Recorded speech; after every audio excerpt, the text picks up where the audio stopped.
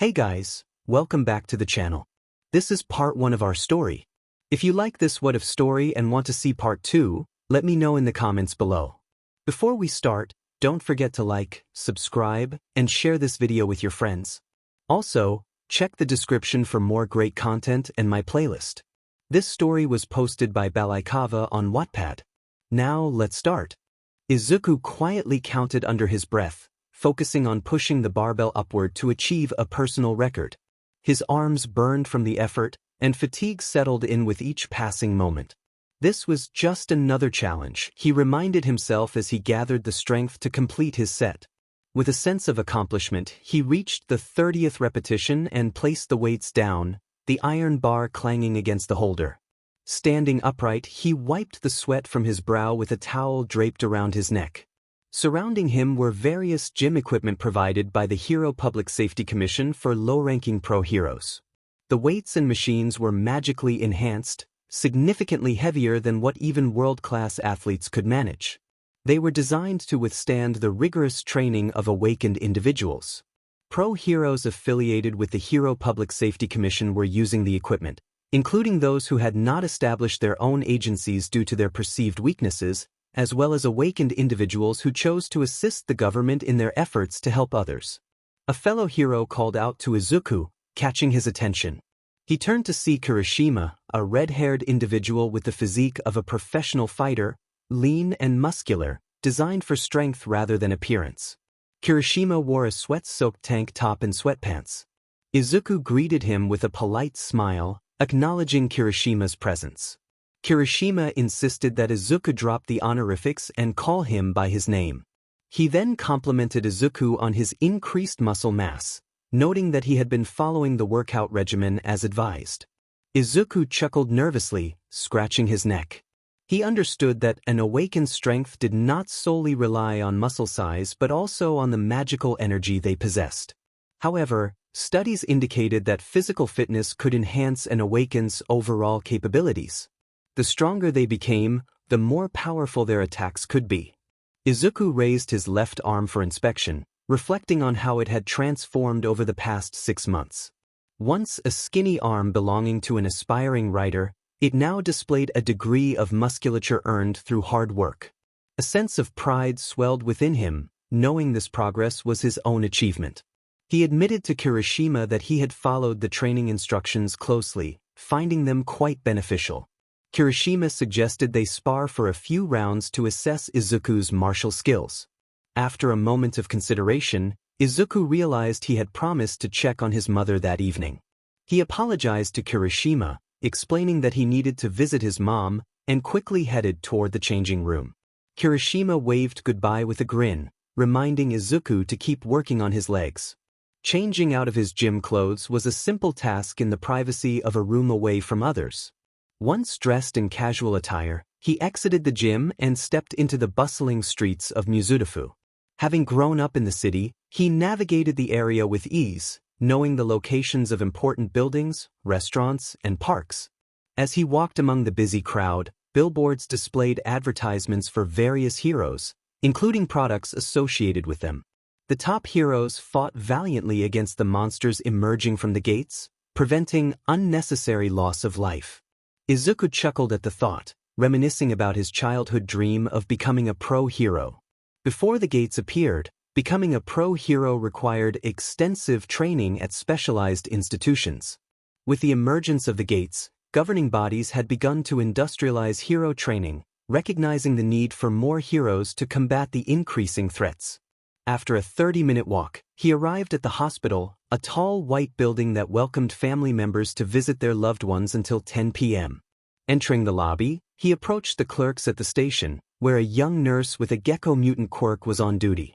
He requested to see 𝐒𝐮𝐬 Midoriya, and the nurse handed him a pen and a document to sign. Familiar with the procedure, he quickly filled it out. The nurse then reminded him to wear a mask to prevent infection. Despite his protests about being an awakened, she insisted that even E-rank awakened individuals should take precautions. Accepting the mask, he donned it and made his way to the 3rd floor, which was dedicated to patients with magic-based ailments. He ignored the gloves and additional mask offered outside, knowing that heroes and awakened individuals were not required to wear them. The ward appeared standard, with nothing particularly notable about it. The room was spacious enough for a bed, a drawer for belongings, and another door leading to the restroom. Lying in the hospital bed was his mother, connected to a life support device. The monitor displayed her vital signs, a lifeline for those suffering from the eternal slumber condition. This device, a marvel of technology created by the brilliant minds of David Shield, was expensive to obtain and maintain. After his father's disappearance and the revelation of his own quirklessness, his mother struggled to cope. She tried to remain strong, but he could sense the stress weighing heavily on her. Their neighbors whispered and spoke ill of her when they thought she wasn't looking, gossiping old hags with nothing better to do. He approached his mother, feeling a mix of emotions. He had been working out and flexed his muscular arm, though the room remained silent, the other occupant forever asleep. The doctor had explained that the disease left patients in a comatose-like state. They were alive and had some awareness, but Izuku understood that those were just words. At least she was still present in his life, and he would make the most of it. He shared news about a new friend he had made over the years, describing him as a great guy, enthusiastic about strength and fitness, and a better friend than Katsuki. His friend possessed a cool quirk that made him an excellent fighter. Izuku took a seat beside her, watching her chest rise and fall, feeling a sense of happiness knowing she was still alive. Somewhere within her was the essence of his mother. When he became awakened, he thought fortune had finally smiled upon him. He never expected his mother would be afflicted by the eternal slumber disease. The symptoms had been evident, but he had been too absorbed in his newfound power. He quickly applied to join University, only to find himself ranked as a meager E rank. To make matters worse, his mana was a mere 10, while the average E rank possessed around 70 mana points. The lowest recorded E rank had 30. Officials suggested he sign up for the Hero Public Safety Commission due to his lack of powers. He continued to train, learning martial arts for fun. It wasn't anything specific like karate or judo, just a blend of mixed martial arts tailored for fighting monsters. He even learned to wield a warhammer, which he found rather cool. He felt a twinge of embarrassment as he thought about how his mother would have reacted to his progress. She would have been shocked, but now there was only silence, her serene expression unchanged. He imagined her saying to be careful not to hurt himself, but he shook his head, doubting she would have said that. His attention was drawn when the door slid open, revealing Katsuki's parents entering the room with a small, get-well gift. Aunt Mitsuki still looked youthful, while Uncle Masaru had several strands of gray hair. Izuku greeted them warmly, and they returned the gesture. He thanked them for visiting his mother and inquired about Katsuki, whom he hadn't seen since middle school, 6 years ago. They had lost touch, as Katsuki didn't use social media and they never exchanged phone numbers. Mitsuki informed him that Katsuki was doing great, having recently cleared an A-rank gate in Texas single-handedly. Masaru corrected her, and they exchanged banter about Katsuki's strength. Izuku felt a pang of bitterness. Every day, Katsuki moved forward, achieving more heroic feats. Mitsuki asked about Izuku's teaching at the local gym, and he felt a wave of longing as he watched their chemistry, realizing he lacked that connection in his life. As they prepared to leave, Masaru excused himself, saying he had to clear a gate. Izuku watched as they departed, feeling a mix of emotions. He stepped out of the hospital, blending into the crowd outside. Pulling out his phone, he checked the location of the nearest gate. Once confirmed, he quickly applied and wasted no time. He moved swiftly, careful not to bump into anyone, recalling a past incident with a temperamental deer anchor that had left him bruised. After an hour of walking, he arrived at a familiar recreational park, a place where his friendship with his only significant companion had begun to take shape. Even in the darkness of night, he noticed how much the trees had grown, their branches reaching high, almost matching the buildings. The streetlights illuminated the area, but the gate before him was the true source of light. The blue swirling mass of energy, reminiscent of something from a science fiction movie, had plagued their world for 15 years, bringing both blessings and curses. He recalled learning that the size of a gate was an estimate of its power, An S-rank gate was as large as half a city, while the smallest was the size of a shack. The gate before him, slightly larger than a truck, was likely a D rank. A young hero in a black and white tracksuit greeted him with a smirk, mocking him as the weakest hero. Izuku recognized the familiar taunts, but he maintained a friendly smile, determined to show that he could be of use, despite the challenges he faced. Neither of them spoke further as the stranger turned away to join his group. Izuku maintained a smile, greeting anyone who approached him, aware of the insincerity behind their gratitude. He could see through their facade clearly now. He felt disdain for these types of people, liars and arrogant individuals who relished their power, having obtained it with far less effort than he had. They were meant to be heroes, defenders of the common folk, yet they mocked a fellow pro-hero simply for his lack of power. Izuku pushed aside the negative thoughts flooding his mind and sought out a quiet corner. He noticed a girl sitting on one of the benches, adorned in a striking set of light blue armor with gray trimmings. Since no one else seemed to be approaching her, he decided she would be the best person to talk to. He asked if he could sit beside her, noticing the book in her hands. As she looked up, he felt a sense of familiarity but couldn't quite place it. She had a heart-shaped face framed by long, pale lavender hair, and a pair of stylish goggles rested on her forehead. She welcomed him to sit, and he thanked her before taking the empty seat. People around them noticed and whispered among themselves, casting quick glances before looking away when they realized the so-called weakest hero was observing them. Izuku chuckled at their behavior, which seemed fitting for the weak. After a few moments of silence, she asked for his name. After a brief pause, he introduced himself as Izuku Midoriya. She inquired about the title, weakest hero, finding it odd for someone in his position, even as a provisional hero. Izuku reflected on her words, recalling that he had fought alongside her in 2 raids before, though they had never properly interacted. He wondered if she was being coy or sincere. He explained that news traveled quickly, but she admitted she was unaware of the rumors surrounding him. He mentioned the various nicknames he had been given, including the weakling of Muzutafu and the Green Ape, which were often discussed on social media. The latter nickname had been earned after a near-fatal encounter with a long-nailed 𝗟𝗯𝐷, a type of 𝐒-rank beast-type monster known for its long nails and resemblance to howler monkeys. She confessed that while she felt she should know, her focus was on defeating monsters. Izuku observed her as she flipped through the pages of her book. He then gestured toward the spear beside them, noting its beauty and craftsmanship. It had a steel with a red grip, and the blade resembled a bident, engraved with runic symbols that hinted at magical properties.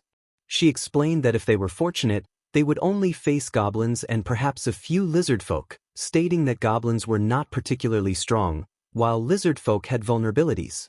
Izuku posed a question about the potential dangers of encountering stronger variants, such as goblin commanders or shamans. She assured him that regardless of their specialization, they could still be defeated like any other goblin, as their combat styles differed. She elaborated on the weaknesses of various types of lizard folk, emphasizing the need for heroes with specific abilities to counter them. Izuku found himself appreciating her knowledge and noticed that others were listening intently. He complimented her intelligence and introduced himself again, offering his hand. Her gaze finally left the book, and she met his eyes. She introduced herself as 𝐒𝐮𝐽 but declined to shake hands with strangers, causing him to lower his hand in understanding. As they discussed lizard men, he recalled their characteristics and how they were often labeled as colors by stronger heroes. He remembered the sharp claws and tough scales that made them formidable opponents. When a lizard man attacked, Izuku ducked under its claw and stepped forward, recalling the training he had undergone. He delivered a sharp punch to the creature's stomach, causing cracks to form at the point of impact. The lizard man attempted to retaliate but quickly realized its long arms were a disadvantage. Izuku seized the opportunity, focusing on the damaged area and putting all his strength into his strikes. The spiked gauntlets gifted to him by Kirishima proved invaluable, allowing him to deliver powerful blows. After several punches, the lizard man stumbled, dropping to one knee in disbelief. When it looked up, Izuku landed a decisive punch, the sound of bones breaking echoing in the air. He stepped back to admire his work, smiling at the defeated creature before glancing at the gauntlets. They were a gift from Kirishima, crafted from the hide of a four-eyed boar and reinforced with steel plating. They provided the strength he lacked, allowing him to fight more effectively. He chuckled to himself, grateful for the support he had received, and turned to the others around him. Scattered around him were various party members engaged in battle, and unlike him, they were performing remarkably well. The combination of quirks and magical abilities allowed the other members to overpower their foes. 𝐾𝐿 stood out as she moved with the precision of a trained soldier, striking down any monsters that crossed her path. The silver blade glimmered under the light of the mana crystal as she swiftly transitioned from one foe to the next. Despite her skill, required significant force to penetrate a lizardman's tough scales with bladed weapons. Her speed was astonishing, almost resembling teleportation. Perhaps she was a C-rank hero, which would explain her effectiveness, though he suspected she could move even faster. It didn't take long for them to eliminate the remaining monsters in the chamber. Essence stones were harvested, a challenging process as they had to navigate around the monsters' insides. Estimating the value of D-rank essence stones and considering the number of participating heroes, each one stood to earn around 120,000 yen. While this was a modest sum, it highlighted how much a lowly awakened like him could realistically earn. He wasn't even a pro hero, just a provisionary hero. He realized he was gripping a small, white crystal too tightly and quickly pocketed it, offering a small smile of gratitude to 𝐾𝐿, who remained silent in response. Their leader, a senior hero with a fit physique, called for attention. He informed the group that one of their scouts had discovered a hidden passageway. He acknowledged that everyone was likely frustrated with the meager earnings they were receiving. Standard protocol suggested filing a report on the anomaly, but he was confident that everyone would prefer to pursue greater rewards. He proposed a vote, emphasizing the importance of making a wise decision with 17 heroes present. Murmurs erupted among the strike force. Izuku weighed his options. He needed the money for rent, as medical treatments were expensive. While equipment was helpful, it could only take him so far. His strength was his most reliable ally. With his father's disappearance, he had become the sole provider for his family. If he were to fall in battle, no one would cover the costs of his mother's medical care. He also dreaded the thought of dying in a gate, knowing his mother didn't deserve another loss. The leader asked if everyone was finished discussing, then initiated the vote. He instructed anyone wishing to stop to raise their hand. 8 hands went up, including the leaders. Izuku also decided against continuing with the raid. The leader counted the votes and asked those in favor of advancing to raise their hands.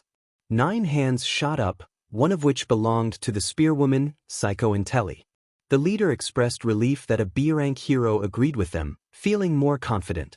He then directed his son to lead the way, allowing those who voted against advancing to leave.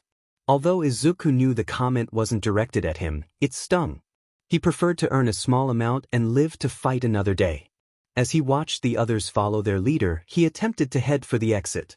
𝐾𝐿's unexpected question caught him off guard. She inquired if he was afraid of the monsters. He nervously laughed, explaining that some of them had families to care for and that he simply wasn't suited for hero work. Fear was a natural response. Why wouldn't he be afraid of monsters? Her question seemed absurd. She acknowledged his response, lowering the point of her spear. She noted that despite his lack of power, he demonstrated good technique and must have fought frequently.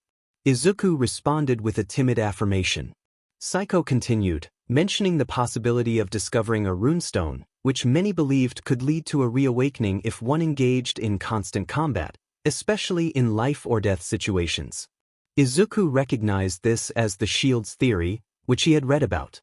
In the early days of gates and dungeons, many awakened realized they could never truly enhance their power. They could reach their full potential through martial skills, but no matter how hard they trained or how skilled they became, their innate power remained unchanged. The blessings of the gate were magical in nature, and their potency depended on the amount of mana an awakened individual possessed. Thus, physical size did not influence performance, it had always been about power. However, several heroes had reported improvements in their abilities. Some experienced significant changes, going from being able to break a rock slab to delivering punches strong enough to shatter parts of a building using only the wind pressure generated by their strikes. The phenomenon of reawakening, or the shields theory, suggested that an awakened could see a substantial increase in their mana. An E rank awakened could become a C rank, or a B rank could ascend to S rank. There were even instances of lowly E rank awakened becoming S rank, but the theory posited that only those who consistently engaged in conflict would experience such growth. Notable examples included national-ranked heroes and others like Leonard Nierman and David Shield, a retired sidekick of All Might, who had coined the term. Other theories existed to explain how an awakened's physiology functioned, but this theory was the most widely accepted. Izuku, feeling compelled to clarify, expressed concern for his mother, who had already lost so much. He didn't want her to endure another loss. 𝐒𝐮𝐬 observed his reaction and nodded in understanding. She acknowledged her earlier remark had been inconsiderate and turned to leave. As Izuku reflected on her words, he watched her figure grow smaller with each step. After a moment of contemplation, he decided to follow her. It didn't take long for him to catch up with the others. The hidden passageway turned out to be a hole in the wall. Their party leader and several others with fire quirks illuminated the dark corridor, providing visibility. They encountered no traps as they proceeded down the path, eventually arriving at a massive doorway. Intricate carvings of snarling beasts adorned the surface, with gold trims outlining the images and expensive gemstones serving as eyes and fangs. Werewolves, bears, lions, and various other creatures were depicted, all seemingly engaged in a chaotic battle without any discernible sides. Their leader began reading the inscription at the entrance, stating that those who entered must be prepared to discard any restraint and focus solely on achieving overwhelming victory and survival. There were 3 commandments to obey: never turn your back on your enemies. Never let your guard down against your allies. Never let anyone take your chance to reign supreme. Those ominous words echoed in Izuku's mind, making him cringe at the unsettling implications they carried. He thought to himself that if that didn't spell trouble, he didn't know what would. Their leader glanced around, asking if anyone wanted to back out, but the group decided to press on. 2 members assisted the older man in pushing open the door, bracing themselves for beasts or traps. They anticipated a fierce battle after reading the plaque, but what they found instead was a room filled with weapons. A woman expressed her surprise at the sight. The spacious armory showcased a wide array of weaponry, with wooden racks neatly displaying swords, maces, and even unorthodox weapons like 𝗟𝗏 and meteor hammers. 𝐒𝐮𝐬 suggested they consider taking some of the weapons, picking up a shield for herself. Realizing the wisdom in her words, some members began to examine the armory, while others felt their current weapons were sufficient. Izuku joined in, inspecting a rack filled with knives. He had only trained in hand-to-hand combat, and while he didn't regret that, he wished he had learned to wield a sword or mace. He picked up a knife that resembled a dirk, feeling its weight and deciding it was good enough for now. He muttered to himself to remember to learn how to use a knife, though none of the others seemed to catch his interest. Suddenly, a bright light flared in the corner of his eye, causing him to blink rapidly. When he turned, he noticed the door they had entered through had vanished. Gasps filled the room as his teammates processed the reality of their situation. One of the bulkier members shrugged it off, suggesting they move forward, which lifted everyone's spirits. With the large man leading the way, they opened another door, stepping into a long hallway. Upon exiting the hall, they found themselves in a vast arena reminiscent of a coliseum, with elevated seats providing a view of the fighting area. Izuku's attention was drawn to the statues in the seats, particularly one that resembled a regal figure with a stone crown and elaborate attire. Izuku pondered their next move, noticing multiple gates surrounding the arena walls, each one revealing pairs of glowing red eyes. One of his teammates called for a standard formation, positioning the tankers and fighters at the front while magic users and archers took the back. A healer raised their hand, prompting a groan from 𝐒𝐮𝐬, who agreed they needed to protect the physically weaker heroes. As the gates began to lift, the beasts inside couldn't wait any longer and burst through the half-open gates. The iron doors shattered, revealing wolves with striking red fur and metallic jaws, stepping into the light with a menacing presence. Izuku counted them, 10, 12, 20 and more. It seemed they were particularly interested in him. 𝐒𝐮𝐩𝐸 𝐼𝐼𝐻𝐿. Izuku gulped, realizing they might have detected their kin on him. One of the heroes taunted the wolves, and in a surprising turn, Izuku was shoved toward one of the beasts. Psycho shouted in alarm as he stumbled, but he quickly regained his footing and instinctively struck out at the wolf. As he grappled with the creature, he felt its jaws clamp down, causing pain to flare through him. Enraged, he swung the wolf around, causing another to yelp in pain as it collided with its packmate. Izuku seized the moment, using the knife he had picked up to defend himself. With a swift move, he ended the struggle, freeing himself from the beast's grip. Just as he pushed the wolf away, another lunged at him, but it was suddenly struck by bolts, crashing into its companions. Psycho yelled for everyone to retreat to the healer as she readied another shot. Izuku nodded, quickly following her command while others rushed to confront the remaining beasts. He felt a surge of anger at the sight of the hero who had pushed him, but he knew this was not the time to act on it. Once the crisis was over, he planned to file a complaint. He ran and stopped in front of the healer, who quickly began working her magic. He could feel his bones mending and the tears in his body stitching back together. Aside from a mild discomfort, there was not much else to feel. Satisfied, he leapt back into the action. A steel fang had its jaw deeply embedded in an older hero's shoulder when Izuku delivered a powerful kick to its belly. The creature yelped in pain and released its grip, allowing Izuku to unleash a series of strikes to its head.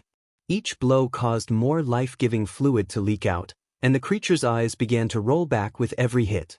With a dagger flashing, he plunged it into the wounded area, spilling more of the creature's brain matter before flinging its lifeless body into one of its packmates. The wolves ran past it, focusing on their human foes.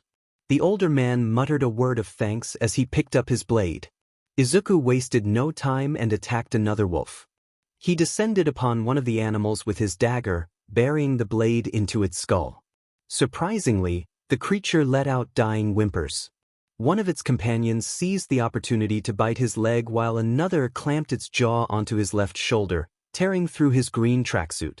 Izuku shouted in frustration, yanking on the wolf's tail. The pain intensified, but he refused to let it overwhelm him. Dying in a place like this was not an option.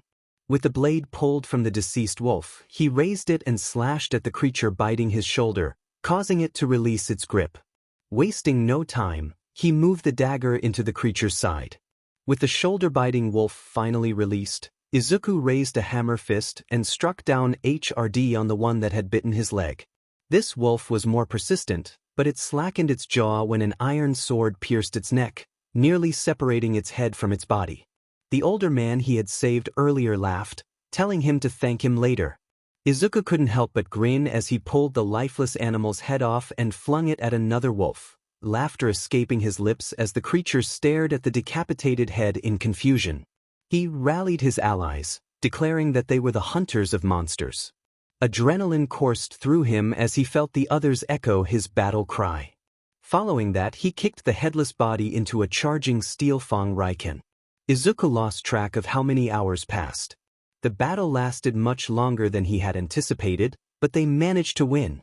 Against all odds, a group of ES and DS, along with a single B-rank hero, successfully repelled 30 wolves that could tear through common steel like paper.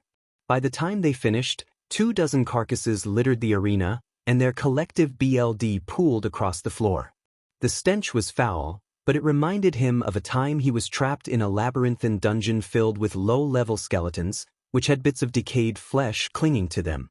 The memories were sickening, and he was grateful that the monsters' bodies had not begun to decay. Otherwise, the musk mixed with the BLD would have made it harder to breathe. Some of his comrades were already showing signs of discomfort, their expressions revealing their unease. Now, they were all getting their wounds checked. Psycho ordered anyone with injuries that weren't severe lacerations or broken bones to come to her, emphasizing the need to preserve their healer's strength. None of them saw a good reason to reject her, considering their difficult predicament. Their soul healer was ill-equipped to handle so many cases, especially since she was a mere D-rank support hero. However, 𝐼𝐭 could aid them with mantra healing spells. Mantra spells were techniques that awakened individuals could learn, but they required knowledge of the written language of magic beasts. The spells needed specific chants to activate fully. 𝐼𝐭 clasped her hands over the torn shoulder of a swordsman, a faint blue light emanating from her as she chanted in the strange language of the monsters. The wounds began to heal slowly but surely. One downside of the mantra spells was that they were less effective than the abilities of an awakened. It meant that a healing mantra spell wasn't as potent as a support-type hero's healing spells. However, they were cost-effective, drawing magical energy from the surroundings. In a place rich in mana, the healing process would definitely speed up. Once that was done, 𝐼𝐭 turned her attention to the man who had shoved Izuku into a pack of raging wolves. The 𝐿 mace wielder merely shrugged, sporting a cocky smile. He had all the traits of a good hero, a strong body and good looks. His hairstyle reminded Izuku of a popular hero, with black hair cut into a stylish fade. His blue tracksuit was damaged from battle, leaving his well-muscled upper torso exposed. Some of the female heroes clearly enjoyed the view, and Izuku found himself hoping to reach that level of strength someday. The man asked what he had done, feigning innocence. The older hero he had helped earlier called him out, and the cocky man dismissed it, claiming they were all alive and unharmed. Izuku interjected, glaring at the man. The larger man's confident smile faded as bits of gray scales began to appear on his skin, resembling a protective layer of armor. Izuku watched in fascination as the transformation took place. After the battle, he declared that they would report the man to the Public Hero Safety Commission. He demanded an apology, not the excuses the man was trying to make. The atmosphere grew tense, and even the larger man began to sweat. 𝐼𝐭 warned the man to stop making excuses and to await his punishment after the battle. What he did was illegal and against the law, and she would ensure he received proper consequences. For now, he would have to stay in the back line. The man held his breath, glaring at her but ultimately turned away, grumbling under his breath while Izuku continued to glare at him. Daichi pointed at one of the statues, noting that some of its eyes glowed red and it seemed to give a thumbs up, as if signifying approval for something. He asked the group what they thought it meant, turning to Izuku for an answer. Izuku, known for his intelligence, was expected to have insight, but before he could respond, 𝐼𝐭 interjected. She referenced human history, explaining that ancient Romans used gestures to indicate their decisions regarding gladiators in the arena. Scholars speculated that the thumbs up and thumbs down gestures were used, but it remained unclear whether a thumbs up meant sparing a gladiator or condemning them. Her words sparked a discussion among the group, filled with anxiety about their situation. Izuku felt a chilling sense that the statues desired more violence, yet he recalled the entrance plaque, which left him confused with too many unanswered questions. One member suggested that perhaps the statues were approving their actions against monsters, to which 𝐼𝐭 agreed, hinting that they might need to entertain their unseen audience. Daichi brandished his mace and took a stance, drawing Izuku's wary gaze. Izuku stepped back, dagger in hand, silently warning Daichi that he was ready to defend himself if necessary. As the gates began to open, beasts emerged from their holding cells, including metal-jawed creatures, panthers, and fierce avian beasts that circled overhead. Izuku recognized the panthers for their stealth and paralyzing gaze. He warned the others about the birds, identifying them as bronze hornbills, known for their powerful sound attacks that could disorient their targets. While the individual beasts were not particularly threatening, the combination of wolves and panthers required caution. 𝐼𝐭 urged the group to focus on the immediate threat, emphasizing the need for teamwork. As they prepared for battle, Daichi moved to his assigned position, but Izuku still felt a sense of unease, hoping for safety once the conflict was over. The beasts charged forward, and Izuku and his companions faced them head-on. 𝐼𝐭 commanded the group, and bolts of flames and arrows flew toward the avian beasts. Some shots found their mark, while others missed. A wolf lunged at Izuku's legs, and he allowed it to bite him, feeling the intense pain as blood began to seep out. Despite the agony and the sound of his bones under pressure, his training had improved his pain tolerance. A second beast lunged at him, a massive black panther with sharp claws and fangs. Its eyes widened in surprise as Izuku moved his gauntlet hand down its throat, quickly followed by his dagger finding its way into the creature. 𝐒𝐮𝐷 poured out as he dispatched the panther, throwing its lifeless body into a nearby wolf, which was momentarily distracted. Another panther approached, and Izuku barely evaded its attack. He wrapped his arms around its neck as it struggled, but he wasted no time in stabbing it multiple times until its ferocity waned. The panther emitted a sound that reminded him of his past self, igniting a surge of anger within him. He attempted to throw the carcass away but was suddenly knocked off balance by a heavy weight. A second panther loomed over him, claws outstretched. The only thing preventing it from attacking was the dead body draped over Izuku. Frustrated, he punched the creature in the jaw, but it caught his fist and bit down hard, causing him to wince in pain. He fought back the urge to scream as another wolf bit down on his knife-wielding hand. He realized that his companions were too occupied to help him, with 𝐒𝐮𝐽 busy protecting the healer and ranged attackers. Dropping his knife, he yanked it free, damaging the wolf's teeth in the process. With his now freed hand, he grabbed the wolf and moved his fingers into its eye, pulling it out with a snarl. The wolf recoiled, realizing its teeth were damaged, but the panther remained undeterred. Seizing the opportunity, Izuku picked up his dagger and plunged it deep into the panther's jaw, repeating the action until its tendons were severed. He emphasized his determination with one final move aimed at its eye before kicking the beast away. Breathing heavily, Izuku assessed the battlefield. The avian beasts had been taken down, and the numbers of the remaining creatures were dwindling as his party members fought back against the monsters. Things seemed to be going quite well. Whether it was the adrenaline or the 𝐒𝐿D loss, the green-haired superhuman felt a rush of excitement for the first time. Fighting had never been his passion, yet he found himself exhilarated. Izuku grinned as he gripped the dagger in reverse and sprinted toward the defanged wolf. He had never learned proper knife techniques, but he had observed enough heroes training with knives. Hopefully, that would be enough for this situation. The wolf became his first target, receiving a sharp kick to its legs.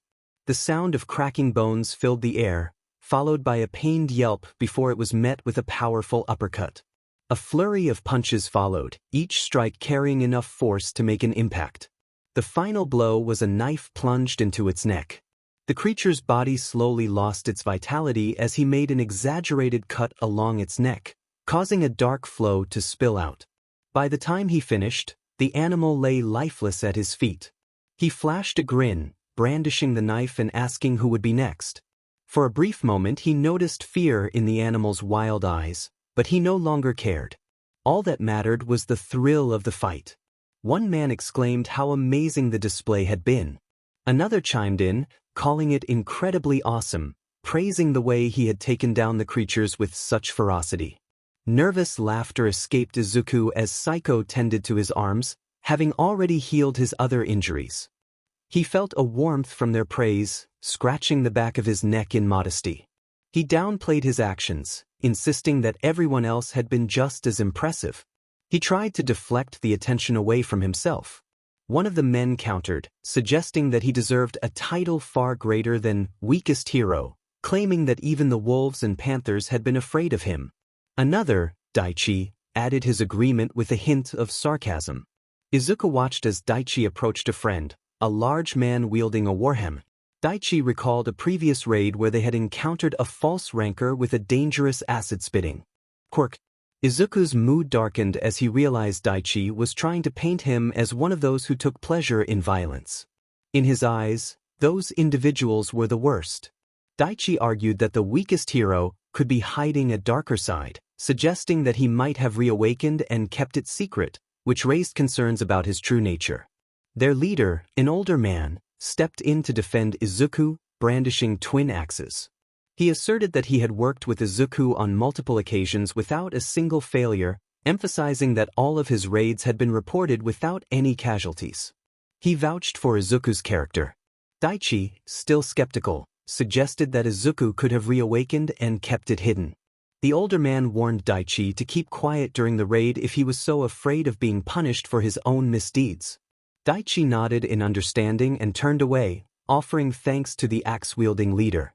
The older man reassured Izuku, suggesting that perhaps he had indeed jumped up a rank. Izuku frowned at the thought, not finding it amusing, but he refrained from voicing his concerns, offering a half-hearted smile instead.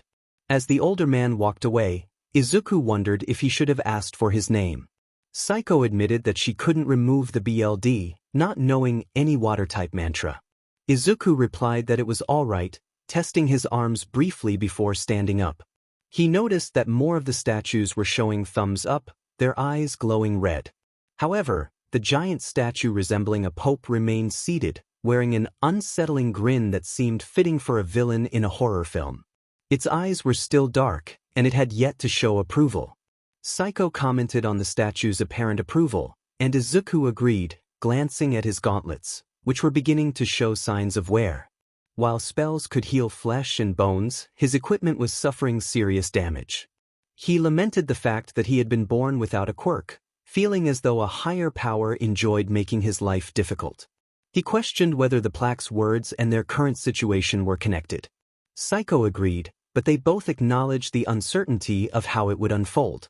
Worst-case scenarios loomed in their minds, including the possibility of the giant statue coming to life.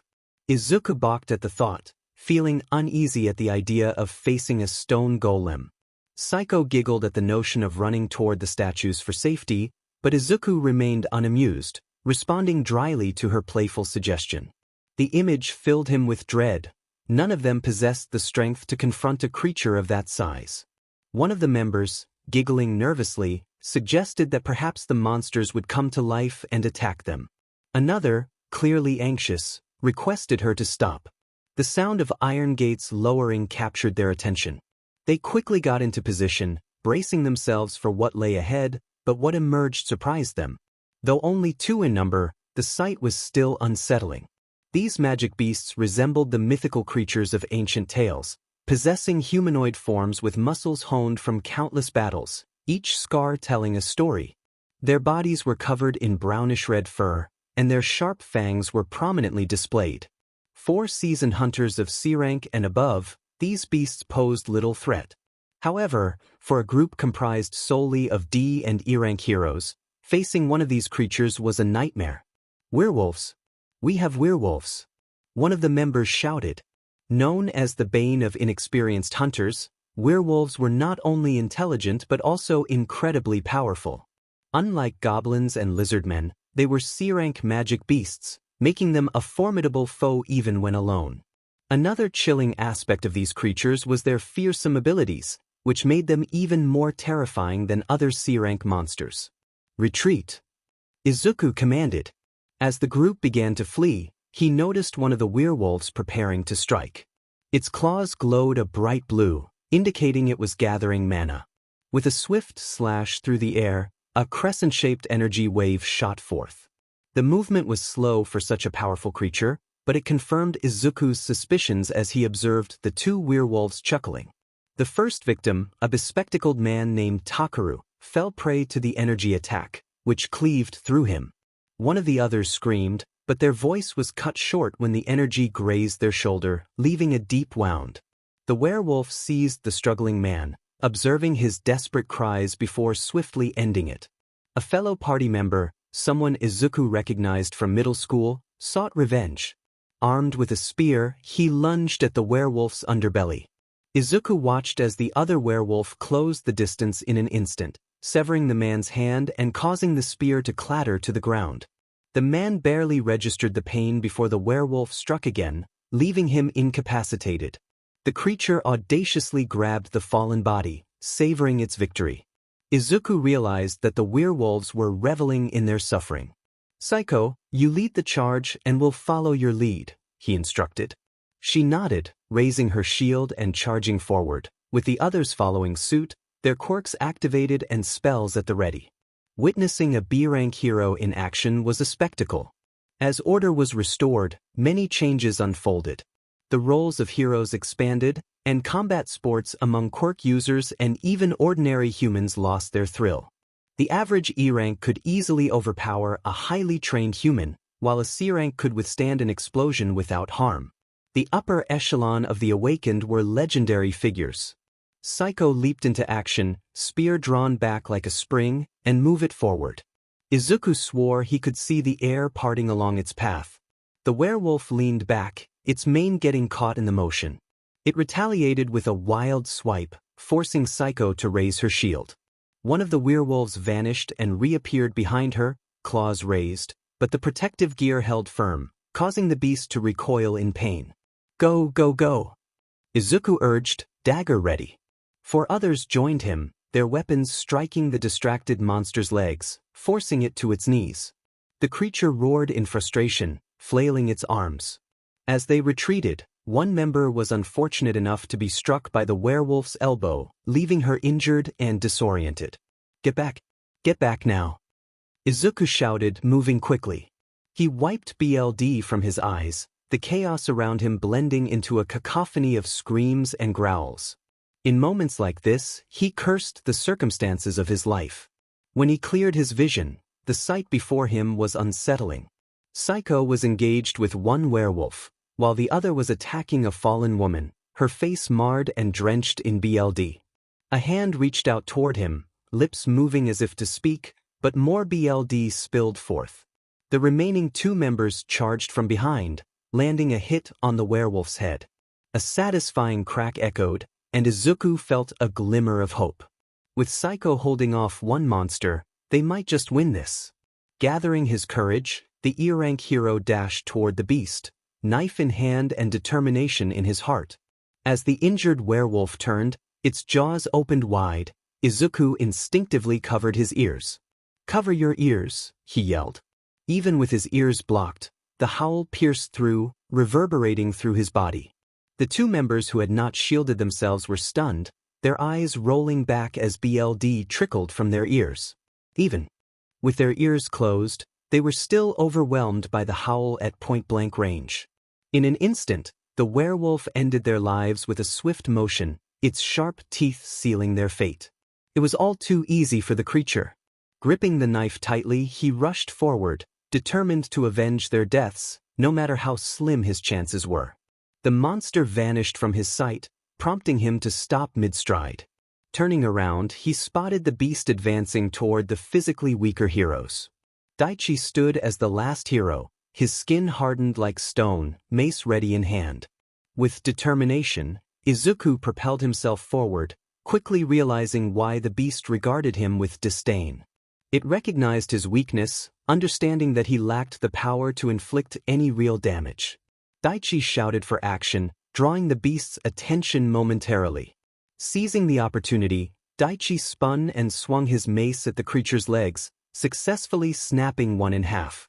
Ranged attacks combined with fierce flames struck the howling beast, which cried out in pain. Izuku felt a surge of satisfaction at the monster's suffering. It had underestimated him and now faced the consequences. A powerful gust of wind erupted from the wolf, causing Izuku to momentarily lose his footing. The scorched marks and patches of missing fur showed that the flames had taken their toll, but the beast's broken legs were healing faster. In a final act of defiance, Daichi let out an angry roar and attempted to strike again, but a swift backhand sent him flying across the arena, crashing into one of the statues. Izuku urged the remaining heroes to keep attacking as he ran forward, dagger held outward, preparing to leap and stab the monster. The others tried to fight back, but their efforts proved futile against the overwhelming power of the beast. A single swipe was enough to incapacitate a grown man, while another hero attempted to unleash a bolt of fire but lost a hand in the process. Izuku leapt onto the beast's back, dragging the sharp edge of his knife along its stomach. To his surprise, he drew BLD, eliciting a pained cry from the creature as it flailed in an attempt to strike him. He called for his teammates to run while he continued to stab the werewolf's chest, digging deeper with each move.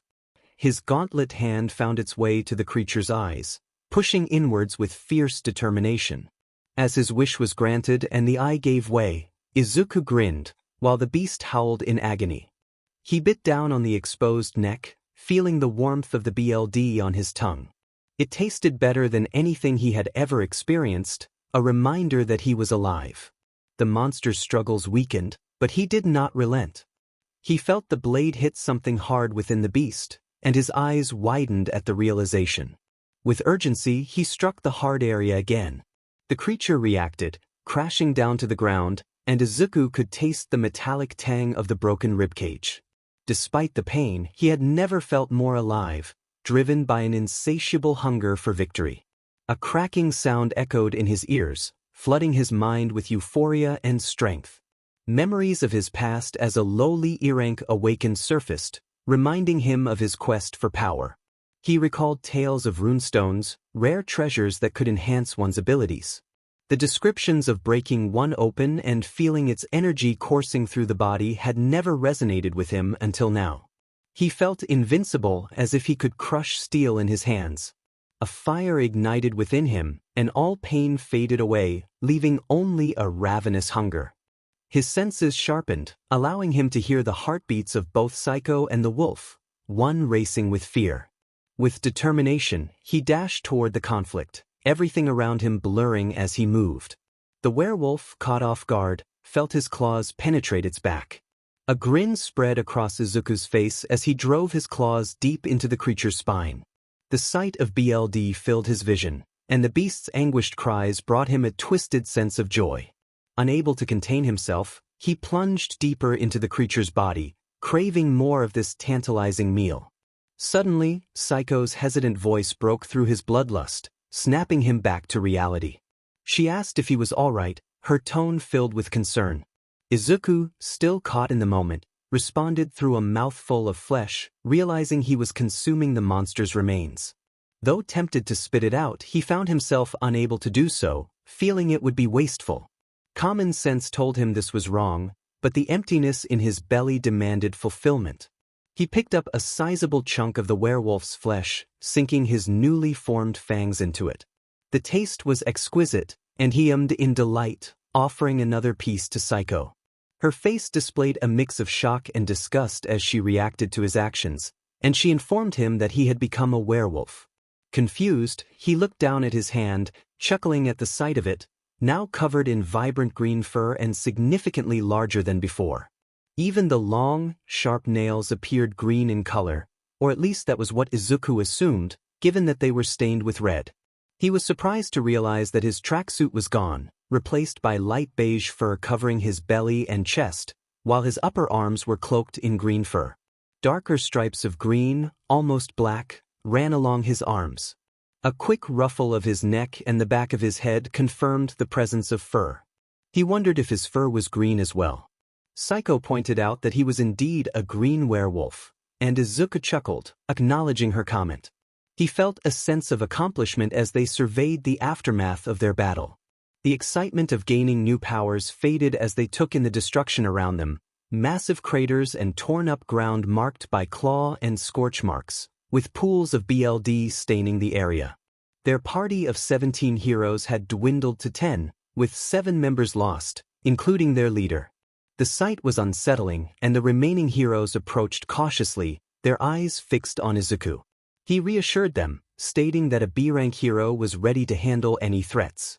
Psycho advised him to tone down his transformation, as the others were frightened by his current appearance. She suggested that he focus on his human form to help ease their fears. Izuku concentrated, feeling the transformation begin to reverse as his senses dulled and the empowering sensation faded. With each passing moment, he felt himself returning to his original height. Psycho confirmed his success, and he smiled, relieved that his breaths had survived the transformation. As their remaining party members approached, the ground began to tremble.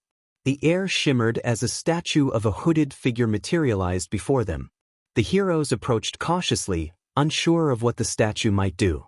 Upon closer inspection, it lacked distinctive features, save for the 6 wings on its back and a tablet in one hand. However, Izuku's attention was drawn to the sword it held, a single-edged ivory blade with an intricately designed black hilt shaped like a wolf's head, and a grip made of leather with a skull-shaped pommel.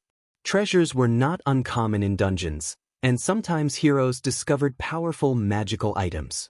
Yet, given the unusual nature of this dungeon, Izuku hesitated to approach the sword. He initially thought it was crafted from a unique steel, But then he realized it was made from a monster's teeth, as 𝐼𝐼𝐬 pointed out.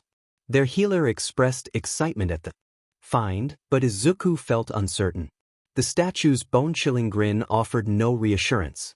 He suggested they find an exit instead of taking the sword, but their healer insisted on claiming it, arguing that she needed a weapon for protection. Izuku reminded her that they were in an unpredictable situation, and it might be best not to take unnecessary risks. The healer, frustrated and desperate, declared her intent to take the sword despite their warnings. Before Izuku could protest further, she lunged for the sword. As her hands made contact, her head suddenly lolled to the side, leaving the others confused as to what had just happened.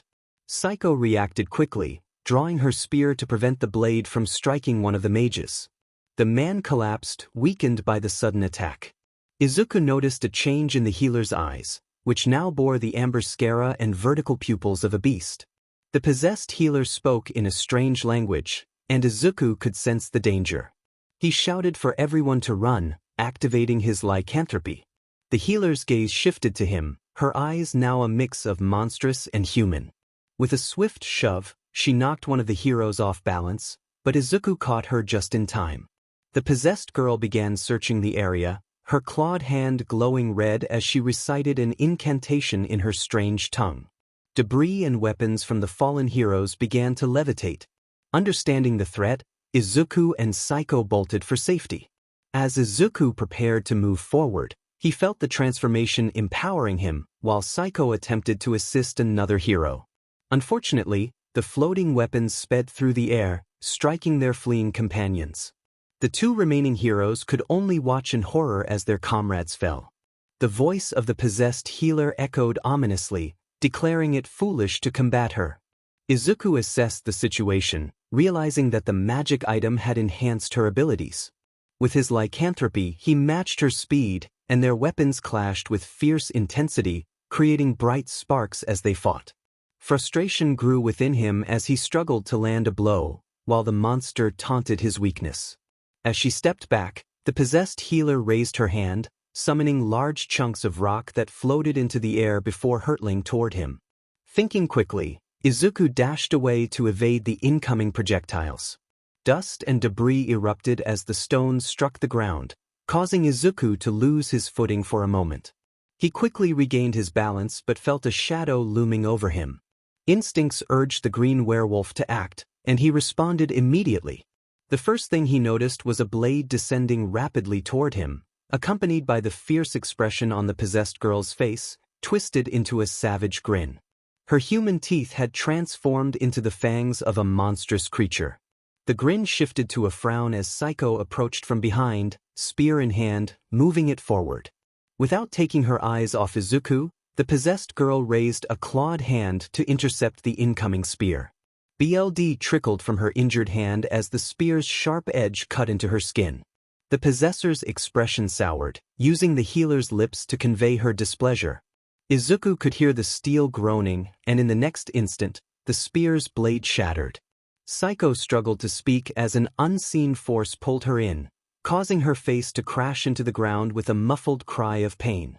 Another cry escaped her lips as the invisible force compressed her breastplate, pressing inward and causing the metal to dig into her abdomen. She was sent flying across the room, landing several meters away with a scream. Izuku howled in desperation, instinctively jamming his claws into the possessed girl's midsection. He felt the soft flesh and wet organs within. The possessed girl's eyes widened before a hideous laughter erupted from her lips, revealing a multitude of pronounced fangs. A furred and clawed hand shot out toward her gaping mouth, forcefully closing it. Without hesitation, Izuku sliced off the hand that held the sword.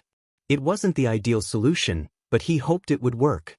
The severed hand dropped the sword, and for a fleeting moment, Izuku thought he had triumphed when the possessed woman returned to her normal state. The fangs and amber eyes vanished, replaced by the bewildered gaze of their healer, who blinked as if awakening from a long slumber. Confused, she asked what had happened. Just as Izuku was about to respond, something shot past him, piercing her abdomen in a swift motion before exiting. The healer's shocked expression was clear as she clutched her wound, attempting to heal herself. Izuku's instincts kicked in once more.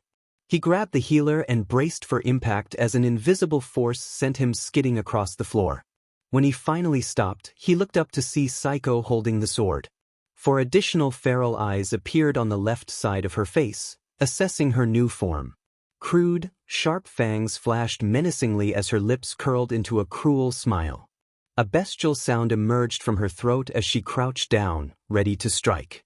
Izuku had only a split second to push the girl out of harm's way and prepare himself.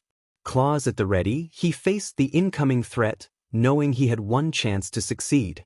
The first encounter had been a challenge, but he believed he could replicate it. The beast vanished from his sight, and the air shifted as the ground trembled beneath him. Enhanced by his transformation, Izuku sensed its movement. If his calculations were correct, victory was within reach. His hand moved in a blur, feeling his claws make contact with flesh imbued with mana. Pain flared in his left elbow as something cut deep into his shoulder. The enemy landed on his back, and he noticed a hand fall in front of him. Shocked, he spun on his feet, intent on correcting the situation. Just before he could strike, a sword pierced his abdomen. The enemy growled, praising his judgment, but added that he had miscalculated. With a sigh, it pulled the sword from his body. Izuku attempted to retaliate, but the blade cut into his knees, forcing him to the ground. The monster had the audacity to kneel, meeting him at eye level, taunting him about his potential as a host and asking for any last words. Izuku grinned, realizing he still had one weapon left. He lunged forward, jaws open wide, aiming for the sword. The cold steel, slick with the blood of its victims, invigorated him. He savored the metallic taste before pouring every ounce of strength into his bite. It wasn't long before the blade shattered in his mouth. With broken shards embedded in his mouth, causing him pain, Izuku couldn't help but laugh.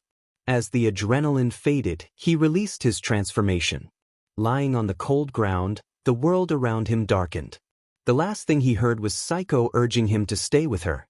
However, his attention was drawn to a floating text box that appeared before him, displaying a single sentence. "Congratulations, player, Izuku Midoriya. You have now entered the game."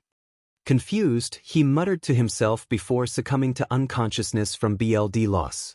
Izuku's eyes shot open, and he found himself staring at the ceiling of a hospital room. He recognized it well, having visited multiple times for both his mother and his own injuries. Pushing himself up, he surveyed the room, confirming his suspicions. He wondered if Psycho had been the one to rush him to the hospital. If he could find her again, he felt it would be only right to repay her kindness, perhaps with a meal. At a local diner. When the door opened, he was greeted by a nurse who looked shocked. She was attractive, with short black hair and green eyes. Before he could speak, she exited the room. The door swung open again, revealing a beige-haired man with an aged face and tired eyes. His hair resembled fiery flames, and he wore a three-piece suit typical of a civil servant, with a small gold badge on his lapel indicating his affiliation with the Public Hero Safety Commission. Accompanying him was another man with purple spiky hair, similarly dressed. Izuku would have mistaken them for a father-son duo if not for the introduction. The beige-haired man introduced himself as Yakumaru Mera and gestured to his partner, Hitoshi Shinso, who offered a friendly smile. Izuku was astonished by how a haunting face could evoke such a contrasting expression. Mera paused as Izuku raised a hand in confusion, asking how many survivors remained and how long he had been unconscious. Mera replied plainly that, excluding him, only 2 had survived, 𝐒𝐮𝐴𝐷, who had recovered and returned to active duty, and that Izuku had been out for 3 days. He gestured for his partner to step forward, who presented Izuku with a device featuring a magical crystal above it. Izuku recognized it from high school, where he had seen a larger model used by the government to scout potential hero recruits. That was how Katsuki learned about the reawakening process. Mera instructed Izuku to place his hand on the stone and let the magical crystals do their work, assuming he understood the purpose of the action. Izuku nodded and complied. The numbers rolled for a moment before settling on a 3-digit figure. Shinso took the device and showed it to Mera, who smiled slightly. 𝗟𝐼 congratulated Izuku on his reawakening and reminded him that he had obtained a new power from the dungeon boss, which they hoped he would register with the commission. Izuku nodded in acknowledgement. With that settled, 𝗟𝐼 expressed a longing for Izuku to provide his testimony about what had transpired in the dungeon. Izuku nodded again and recounted the events in detail, starting with their exploration of the dungeon, how their team members stumbled upon the gate and the arena, and the battle against numerous magical beasts, culminating in the breaking of the magical sword. The two men in suits exchanged a brief look, seemingly reaching an agreement. Izuku inferred that his account matched what they had expected. After thanking him for his cooperation, they prepared to leave, and Izuku expressed his gratitude for their service, waving them goodbye. As Shinso followed 𝗟𝐼 out, he closed the door behind them. Izuku then muttered to himself, realizing that no one could see the floating text box in front of him, which read, "Welcome to the game, player Izuku Midoriya. Would you like to go through the tutorial? Yes/no." Since the two government officials had not noticed the text box, it was likely a high-tier magic at work, possibly an ability of an S-rank magic beast. He pondered what he had done to earn this, suspecting it might be related to the destruction of the magical sword, but he felt there must be more to it. He recalled that some magical beasts were implied to have their own societies, with orcs and centaurs having hierarchical systems similar to ancient human tribes. Perhaps this was their doing. So many possibilities swirled in his mind, yet he had no idea where to begin. Looking at the options before him, Izuku decided to embrace this new situation, thinking he could at least put it to good use. Selecting yes, a new display appeared, reminiscent of the old video games he had played. "This is your status page, each stat reflects your abilities," it read. Izuku observed his status: name, Izuku Midoriya, HP, 200, MP, 200, level, 25, title, not applicable, strength, 10, agility, 10, intelligence, 10, sense, 10, vitality, 10, AP. His brow raised as he read the descriptions provided by the system. They were clear even without further details. Strength indicated the force he could exert, agility affected his reflexes and movement speed, and so on. What caught his attention was the skills section, divided into passive and active categories, along with a significant increase in his mana pool. He recalled having only 10 mana before, and now it had skyrocketed to 200, suggesting he was now equivalent to a D rank. Despite his initial frown at not being at a higher level, he focused on studying the system further. He soon discovered that the active skill catalog would reveal itself when he said "active skills" aloud. The first skill he found was Lycanthropy level 1, which allowed him to transform into a werewolf, a creature known to appear only under a full moon. This unique ability enabled him to manifest partial wolf traits or fully transform, though there was a risk of succumbing to a feral state. The activation cost was 50 MP, with no maintenance cost, and it multiplied his strength, agility, vitality, and sense stats by 1. Izuku nodded at the description, appreciating the potential of this all-around transformation. The passive skills included 𝐼𝐻𝐬's blessing, which allowed him to recover from ailments, neutralizing poisons and toxins upon entering the system and rendering illusions ineffective. This skill amplified his recovery after sleep. Another passive skill, BLD of the Beast level 1, indicated that after fighting in many life-threatening situations, he had developed a fighting spirit akin to a wild animal, instilling fear in his enemies. It granted him a 20% chance of instilling terror during fights, with double the success rate against weaker foes.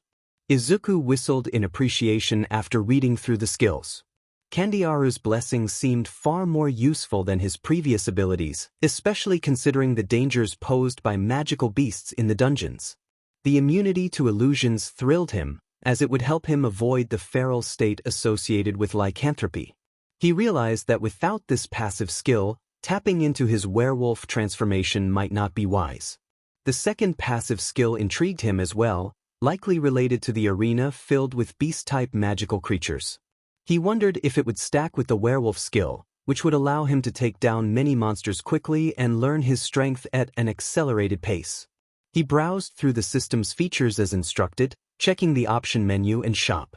The option menu dealt with technical aspects like sound and display, while the shop menu offered consumables and weapons, though he noted he needed to reach level 50 to access it.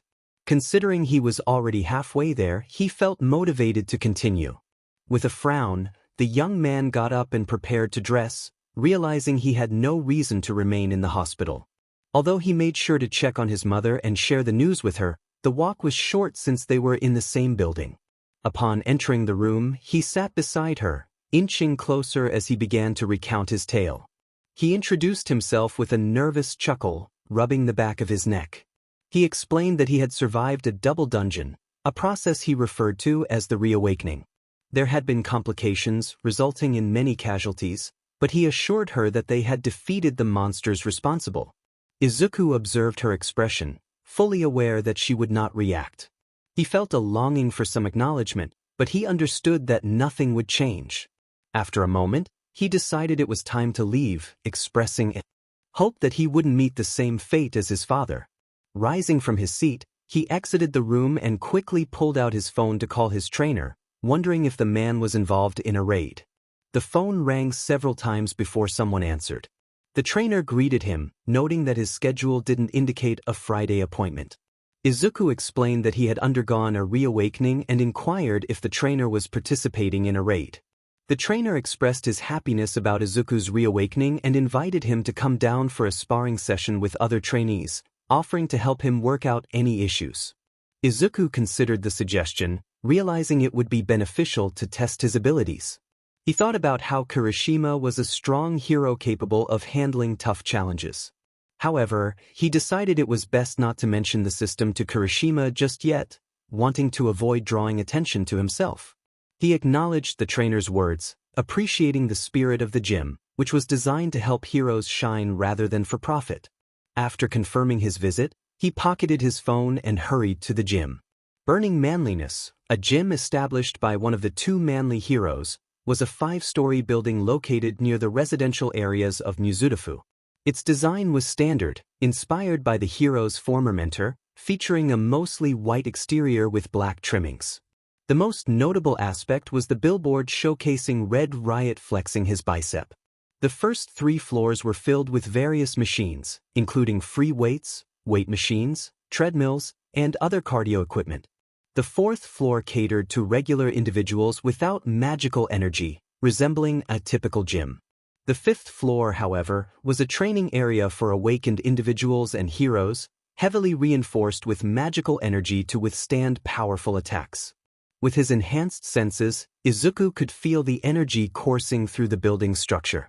The entire facility was fortified with magical energy, but the 5th floor had a higher concentration, necessary for the strongest awakened heroes who could reshape landscapes. B-rank heroes like Kirishima could easily cause significant damage. As he entered, he heard loud grunting and was surprised to see Kirishima sparring with a familiar heroine wielding a spear. She was dressed in standard sportswear, and it was clear that they had been training hard, as their clothes were soaked with sweat. Kirishima was on the defensive, his hardening ability activated, as he faced the spear moves head-on. Sparks flew as metal clashed against metal, with the spear unable to penetrate the red hero's hardened skin. Izuku chose to sit quietly in the farthest bleacher seats, appreciating the rare opportunity to watch a high-caliber hero like Kirishima in action.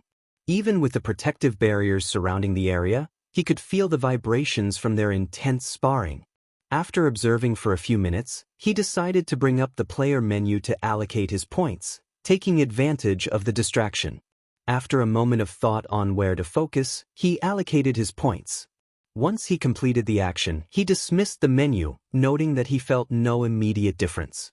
There was a sense of empowerment that came with the reawakening process, but he shrugged off the thoughts and continued to watch the match. Psycho, the heroine, wiped the sweat from her forehead and leaned against the arena ropes, expressing surprise at seeing him there. Izuku chuckled, trying to maintain his composure and focus on her face, avoiding any distractions. He was pleased to see her well, though he couldn't help but marvel at her athletic physique, which was quite impressive. She playfully asked if he was avoiding looking at her, catching him off guard. He stammered in response, attempting to explain himself, but she reassured him that she wasn't offended and didn't mind. They were merely masses of flesh formed from a mix of fatty and glandular tissues, which produced milk, along with other elements shaped by evolution's sexual dimorphism. 𝐼𝐶 explained this with a small smile, while Izuku stared at her in disbelief. A chuckle escaped her lips as she dismissed his reaction. His response was a simple groan of confusion. With a playful glance toward Kirishima, who was engaged in conversation with a gym attendee, 𝐼𝐶 asked how Izuku was doing now that his attention was off her. Izuku expressed his happiness at having reawakened, noting that the commission had resolved one of his issues. He complimented 𝐼𝐶 on her shoulder's healing, realizing too late that his comment might have sounded inappropriate. She acknowledged the good work done on her injury and expressed her gratitude for his earlier assistance in saving her. Izuku insisted that it was she who had helped them, explaining that without her, they might have perished at the hands of the monsters. 𝐼𝐶 dryly remarked on the irony of a brainwashed heroine being saved by a reawakened 𝐼𝐴 hero, suggesting that the newspapers would find that story intriguing. She then inquired if he was there for his session with Mr. 𝐼𝐵, to which Izuku nervously confirmed, scratching his cheek as he laughed awkwardly. He found it puzzling that Kirishima was aware of his condition, considering he had never mentioned it to him. 𝐼𝐶 explained that the commission regularly publicized news about reawakened heroes to prevent any potential threats from preying on weaker heroes. She assumed that Izuku's personal account on their app was also being updated and asked how he had met Mr. 𝐼𝐵. Izuku recounted a past incident where his party had failed to subjugate a D-rank gate and had to call for backup, with Kirishima being the first to respond. He remembered the chaos of that day, dealing with Scorcher lizardmen and the need to retreat after a fierce battle. 𝐼𝐶 expressed curiosity about why a low-level hero like Izuku garnered so much attention, noting his admirable performance. He nodded in acknowledgement, confirming that he was indeed there to spar. Satisfied, she leaped into the ring, landing a few feet away. Izuku took a deep breath, trying to focus on the match while momentarily distracted by her presence. 𝐼𝐶 asked if he had a phone, and he hesitantly agreed to share it, his mind racing with possibilities. After a brief exchange, she returned the phone, suggesting they could raid together in the future, hinting at her interest in his skills. As she walked away, Izuku couldn't help but admire her toned physique. Kirishima's voice brought him back to reality, reminding him that it was time for their sparring session. Kirishima moved back to create space, while Izuku settled into a stance, preparing for the match. He recalled 𝐼𝐶's earlier words and asked Kirishima why he was so invested in helping him, given that many other heroes were curious about the same thing. Kirishima's response was straightforward. He simply didn't like Izuku's friend, Katsuki Bakugo. Izuku was taken aback by this revelation. Later, as Izuku sat in front of his computer, he reflected on Kirishima's words while browsing a list of gates in need of additional members for raids. He found it amusing to think that someone could dislike 𝐾𝐿 so intensely. After an intense sparring match that lasted an hour, he concluded that he had gained the strength of a B-rank hero, while without his transformation powers, he remained a D-rank. After leaving the gym, he headed home, eager to relax before searching for information. The Hero Safety Public Commission managed all gates and assigned them to appropriately ranked heroes. Provisional heroes like him could only handle up to C-rank challenges, while B-ranks and above dealt with more dangerous missions. Despite his newfound power, he knew he couldn't face everything alone. He thought about his former team, now mostly gone, and the healer girl whose fate troubled him. Pushing those dark thoughts aside, he scrolled through a list of freelance strike forces looking for members. Most were operating in different prefectures, but he found one in his city that offered good pay. They were seeking 2 raiding party members. Curious, he clicked on their team profile, revealing a list of provisional heroes with their details. He was surprised to see that all of them were from South Korea, known for their aggressive tactics and a solid track record of clearing E to C-ranked gates. After some contemplation, Izuku decided to reach out to the foreign hero. He sent a message expressing interest in their request for a courier and asked if he could ask a few questions. The response was prompt, explaining that they wanted to minimize payment distribution and that they also mined mana crystals and harvested essence stones themselves. Izuku inquired whether they sold parts of the magic beast. Older Huang confirmed that they did, explaining it was a cost-saving measure to afford better gear. The value of the monster's remains was crucial, and their approach was efficient, focusing on crafting useful items for personal use. Izuku expressed his satisfaction and requested a copy of the contract for review. Huang complied, and after a quick glance, Izuku was pleased to find everything in order, complete with the commission's seal of approval, confirming their legitimacy. He felt confident that he had found a new team and asked when they would begin hunting. Huang informed him that they would be clearing a C rank gate the following day at 2 p.m. Izuku was excited and asked Huang to bring the papers so he could sign them. He thanked Huang for the opportunity and quickly left to grab a meal at a local diner, feeling the need to celebrate. He decided to reach out to 𝐼𝐼𝐬. As he locked the door behind him, he pulled out his phone and dialed her number. By the time he reached the staircase, she answered. He asked if she was free and suggested meeting at a local restaurant to celebrate. As he descended to the 4th floor of his apartment complex, he reflected on how it had always been his home since his parents moved there, a place filled with memories, especially of his mother, who had become a victim of the gate. 𝐼𝐼𝐬, curious about his invitation, noted that he had joined Huang's strike force, implying that it must be a significant occasion. Izuku confirmed her assumption as he continued down the stairs, recalling his father's fondness for the view from the 3rd floor. He remembered his father's vibrant red hair and the way he would gaze out at the stadium. 𝐼𝐼𝐬 suggested they meet at the local restaurant, asking for the address. Izuku, feeling a rush of excitement, agreed and hurriedly ended the call, eager for their outing. Upon arriving at the old, dilapidated 𝗃𝐽𝐵 hotel, Izuku sighed, noting its sorry state. 𝐼𝐼𝐬, unfamiliar with the history, asked why it was a shame. He explained that the hotel had once been a lively place but had fallen into disrepair due to the repeated appearances of gates, which had rendered it too hazardous for humans. Izuku lamented the loss of the hotel's former glory, observing the construction equipment around, indicating that it might soon be demolished.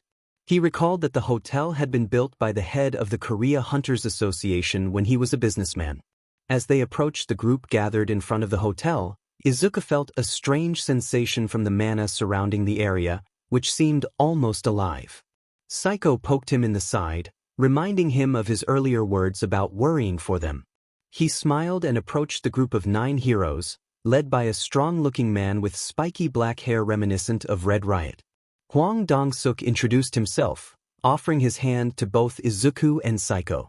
Izuku shook it earnestly, while 𝐼𝐼𝐬 offered a polite but less enthusiastic greeting. Hwang noted that they were not yet fully committed to working with his team and assured them that the terms and rewards were legitimate. He expressed hope that having a B-rank heroine like 𝐼𝐼𝐬 on board would be beneficial. 𝐼𝐼𝐬 raised concerns about the track records of heroes, mentioning past instances of deception. Hwang acknowledged the issue and proposed a test run, inviting them to join and observe their fighting capabilities. Both Izuku and 𝐼𝐼𝐬 agreed to this arrangement. Hwang gestured for them to follow, and they entered the dilapidated building. The once vibrant lounge had lost its color over the years. Floating above the area where customer service workers once operated was the C rank gate, which had already drawn most of the team inside, leaving behind a thin young man with shoulder-length black hair and a green shawl, holding bags filled with mining equipment. He introduced himself as Cho Kyu-hwan and informed them that they would stay behind while the others demonstrated their skills. Izuku accepted the bag handed to him, observing the silent exchange between Hwang and Kyu-hwan, sensing a hint of disapproval from Hwang. 𝐼𝐼𝐬 shot Kyu-hwan a look, while Izuku remained quiet, securing the bag over his shoulder. Hwang smiled at Izuku, wishing him happy hunting and encouraging him to watch their fight.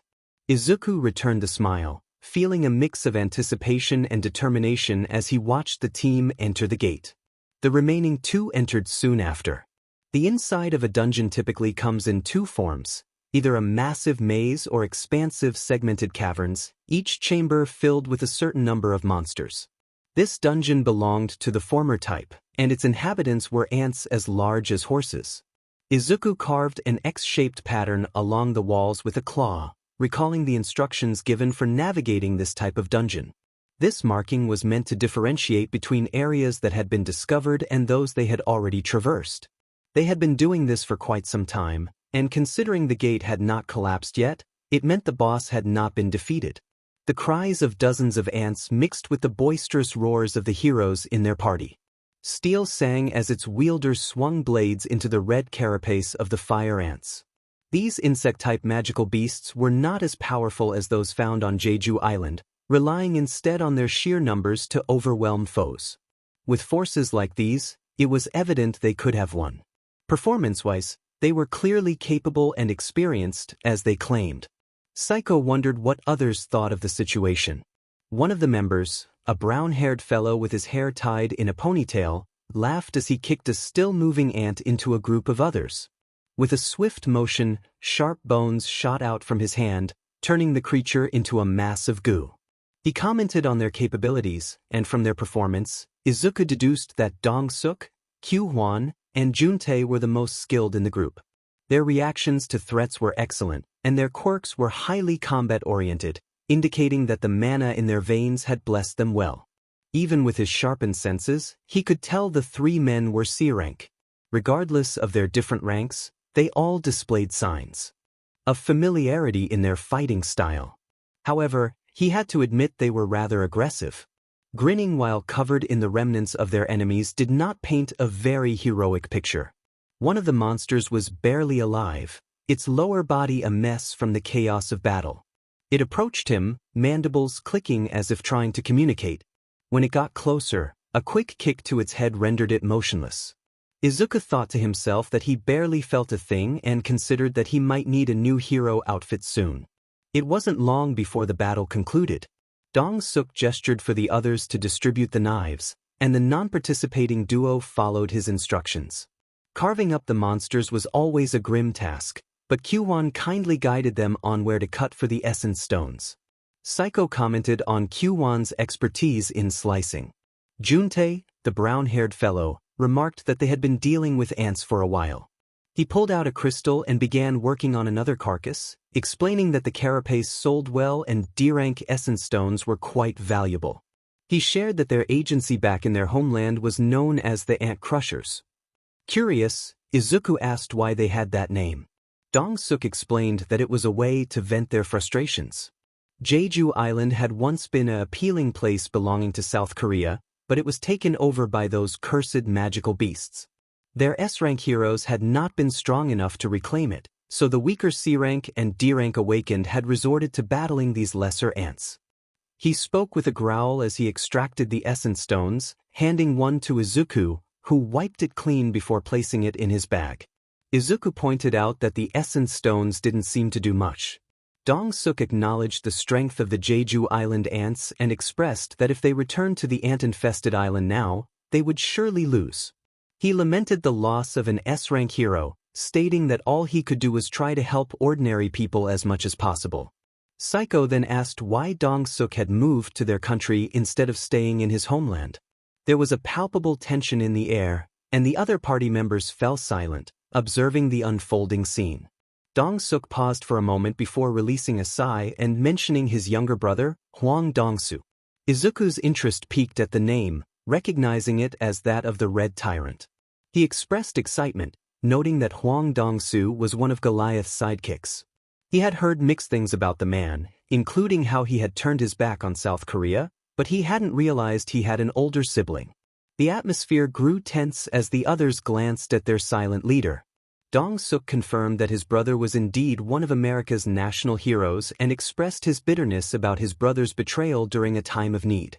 He noted that if it weren't for the �ＳWORD awakening, it could have spelled disaster for them. Apologizing for bringing it up, one of the others quickly changed the subject. 𝐷𝐷𝐿 stated they should finish their task before eating and handed a knife to another party member. He decided to scout ahead, instructing 𝐾𝐿 to ensure the safety of the new recruits. Once 𝐷𝐷𝐿 was out of sight, a shaved-headed fellow with dark eyes approached Izuku, advising him not to mention 𝐷𝐷𝐿's brother, as it was a sensitive topic for their leader. Izuku nodded, glancing worriedly at the retreating hero before returning to his work, hoping that 𝐷𝐷𝐿 would not take any drastic actions.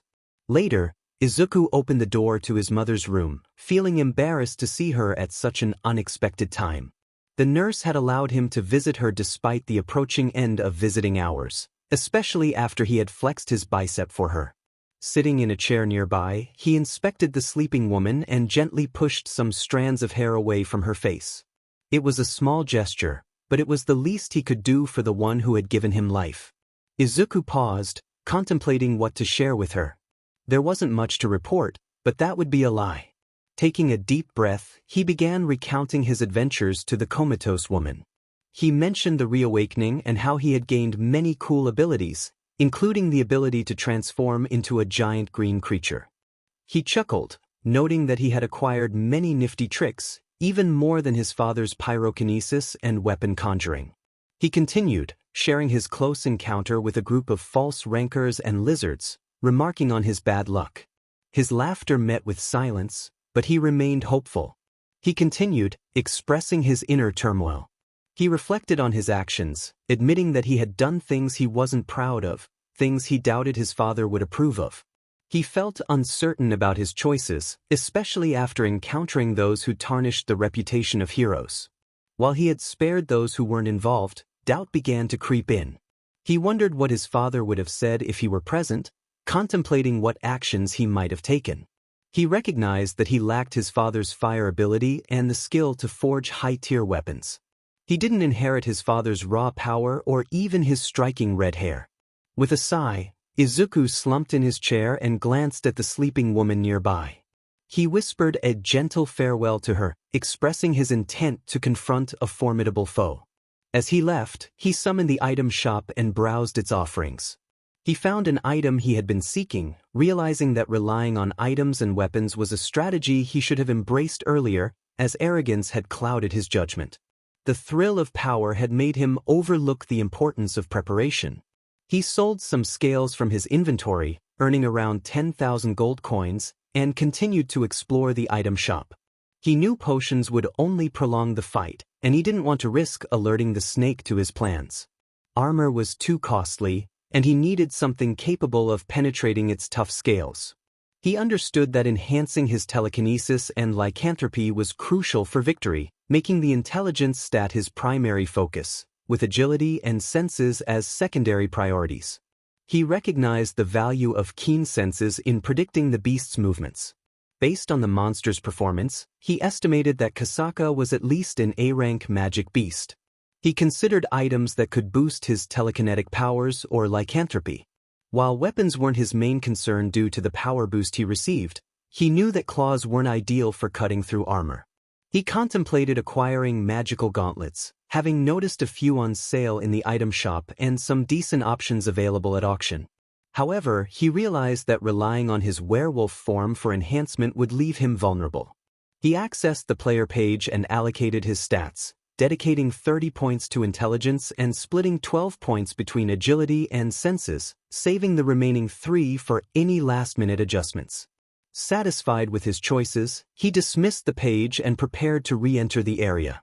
He recalled that the system had provided a runestone, which he needed to break to return. After leaving the premises, he grabbed a simple set of breathes, knowing he wouldn't need anything fancy. He turned on his computer and searched the internet for information on snake-type magic beasts, including various reptilian species like nagas, basilisks, and gorgons. He meticulously studied strategies against them and related issues, even delving into articles about real snakes to enhance his understanding. It was generally accepted that most magic beasts shared behaviors and weaknesses with their earthly counterparts. Though it seemed odd, he appreciated the insight. 3 hours later, as the sun began to set, he felt ready to take action. Before using the runestone, he called 𝐒𝐿, waiting anxiously for her to answer. When she did, he quickly explained his need for her assistance in finding 𝐷𝑜ngsuk and the others, wanting to discuss a business proposition after he dealt with his current situation. 𝐒𝐿 expressed her understanding but questioned why he needed their help. Izuku explained his longing to confront the false heroes harming innocent people, hoping 𝐷𝑜ngsuk had listened to his friend. After a brief silence, 𝐒𝐿 agreed to help but insisted on a personal meeting afterward, hinting that she wanted something in return. Izuku raised an eyebrow at her tone, curious about her intentions but dismissing any confusion. He had more pressing matters to attend to, confident that with his upgraded stats, he could face the beast. He knew he needed a solid plan, as the monster was clever enough to anticipate his moves. He reminded himself that heroes do not succumb to villains or monsters. With determination, he broke the runestone, and the world around him shifted, transporting him to a vast, ruined area. The monster noticed him immediately, hissing in fury. Izuku felt as though the creature had grown larger since their last encounter. Resolving to unleash his full potential, he activated his lycanthropy and telekinesis. The metal train carts lifted into the air, swirling around him like a serpent. He quickly learned how challenging it was to maneuver the metal constructs. Checking his player page, he noted that his mana was depleting steadily. The train launched an offensive, wrapping around the writhing snake, which fought back fiercely, trying to escape the metallic bonds. The pristine blue scales of the beast glimmered against the moss-covered steel as it struggled to break free. Izuku summoned all his willpower to keep the chains intact, then leaped onto the creature's head, aiming for its eye. With a determined grin, he clung to the beast's eyelid and prepared to strike. The last thing the monster saw was Izuku's claws plunging into its amber eyes. The creature howled in pain, thrashing violently. Izuku quickly leaped away, using the invisible tendrils to save himself as he descended to the ground, skidding to a halt. He assessed the condition of the trains, realizing they were beyond repair, flattened against the ground. At that moment, he understood that his plan had failed, leaving him to face the formidable beast alone. The remaining amber eyes glimmered with animosity and a primal intelligence. For the second time, the creature grinned and beckoned with its furred limbs. The beast roared, and the green-furred werewolf winced at the acrid scent that filled the air. He understood the danger, quickly dashing away to avoid the large clump of green, acidic substance that threatened to engulf him. He didn't stand there foolishly to observe the effects. He could tell by the sound alone that it was a poison capable of corroding stone. The beast lunged at him, forcing the young werewolf to pull himself up. As he soared through the air, his eyes scanned the surroundings, and he summoned invisible hands from the nearby rocks. They moved upward at his command, spinning rapidly. Moments before the serpent attempted to strike again, he flung the rocks toward the monster. He needed to reconsider his approach, and one tactic was already in motion. The boulders, roughly the size of a car, shattered into dust and rubble upon impact against the creature's neck. Without hesitation, he hurled more rocks at the beast, aiming to pelt the same spot. The brutish Kasaka charged at him, furious at the barrage of stones, and Izuku merely leapt to the side, using telekinesis to propel himself forward. Landing on the ground, he seized another rock and threw it. However, the blue-scaled creature anticipated his move and retaliated by launching a large globule of poison. The rock dissolved in mere seconds, and by the time it reached its target, it was reduced to a mere fragment. Realizing the futility of his actions, the werewolf continued to evade the blue-scaled brute's charge, dodging, ducking, and weaving while occasionally throwing rocks to keep things interesting. There was only one thing he could rely on now, and he was determined to win. Aiming at the beast's neck, he propelled himself off the ground, intent on flying toward the serpentine monster. His spear hand activated as he accelerated through the air, managing to dodge one globule but feeling something singe against him. He felt the claws scrape along the hard surface of the serpent's neck scales, producing a loud, grating noise. It wasn't long before he heard the sound of cracking as he moved away. Not stopping, the werewolf surged forward until he reached the end of the wall. With enhanced vision, he could see faint traces of cracks running along the surface. A thin but noticeable crack made him smile. Digging his claws deep into the rocks and pressing his legs against the rocky surface, he burst into a powerful leap. Without wasting a moment, he used telekinesis to accelerate. He thought to himself that he needed to go faster, faster than before, faster than anyone else. Izuku's claw struck true, and the crack widened. Grinning, he wasted no time and repeated the same action. The monster had caught on, rapidly firing large globules of noxious green substance. Without delay, he found an anchor and pulled down to the ground. Landing briefly, he clenched every muscle in his legs as hard as he could and shot off into the serpent's neck. Another successful strike brought a grin to his face. This time, he was heading toward the ceiling. Lifting his legs to prepare for the next leap and slowing down for an easier landing, the young man noticed the beast shifting its body position. The tail was nowhere to be seen. Scowling at the foul possibility but aware that victory was close, Izuku charged toward the beast, claws at the ready. Suddenly, a massive tail rose up to meet him. He felt a sharp pain as it struck, piercing his abdomen. The creature must have buried its tail into the ground. Groaning in pain, Izuku pulled even harder until a painful sensation erupted in his stomach. For the fourth time, the tail struck, shattering the scales in one swift motion. 𝐾𝐿 howled in distress as it reared its upper body. Consciousness slipping away, the werewolf quickly utilized telekinesis to land on the creature's neck. Taking a deep breath, he detected the soft, delicate flesh that reeked of the same acrid odor. With jaws wide open, Izuku expressed a brief word of gratitude before doing what he had done to its offspring. Strong jaws and sharper teeth tore through the tender flesh, and he devoured the meat with delight, continuing to feast on the neck. As he dug deeper, 𝐾𝐿 screamed like never before. It thrashed and wailed, the earth trembling as it slammed its body repeatedly in a futile attempt to shake him off. A 𝐶YCL of notifications flashed through his mind, indicating he was poisoned, but he felt a blessing nullifying the effect. The monster was still alive, evident by its constant shrieking. However, as he continued to consume, 𝐾𝐿's cries grew weaker with each passing second. He quickly ceased his feeding and began slashing away. Invigorated by the meat, all he saw was flesh and blood, the only liquid that covered him. The shaking stopped, prompting the young werewolf to pause. Emerging from the self-made cavity in 𝐾𝐿's neck, Izuku sensed what the creature was attempting to do. Once he exited, the serpent rushed forward in desperation. Without missing a beat, he cast telekinesis, halting the beast's movement. Frozen in place, its remaining eye scanned the surroundings with confusion and fear, aware of what was to come next. Izuku acknowledged the creature's strength, expressing his respect for 𝐾𝐿's tenacity in the struggle for survival. He lifted several dozen rocks simultaneously, leaping back as he hurled all the stones onto the serpent's head. Crushed under the barrage, he prepared for the monster's retaliation. Another batch of rocks was ready for use, and the arrival of notifications brought him relief. He groaned upon realizing that most of the notifications were about level increases, secretly wishing they would cease.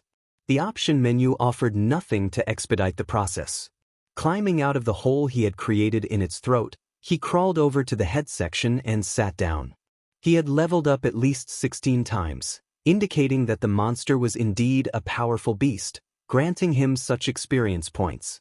Izuku laughed at the thought, finding joy in his accomplishments. The last few notifications caught his interest, revealing that he had unlocked a new class, Beast Tamer. The message confirmed that by defeating the ruler of the swamp, 𝐾𝐿, its domain was now his. Would you like to take it for yourself? The ruler of the swamp, 𝐾𝐿, had dropped truth, 𝐾𝐿's venom fong, a cluster of eggs, a venom sac, and a return runestone. These three items left the young hero puzzled, at least regarding two of them. He questioned why the system would offer him a class that was a subtype of a mage with summoning skills. He had not engaged in anything related to taming a beast. His focus had been solely on defeating monsters. Yet, he wondered if this could be a hidden blessing. Magic beasts were powerful, and if he could become a formidable combatant with several familiars by his side, he would be a highly capable individual. Many of the world's greatest heroes had familiars.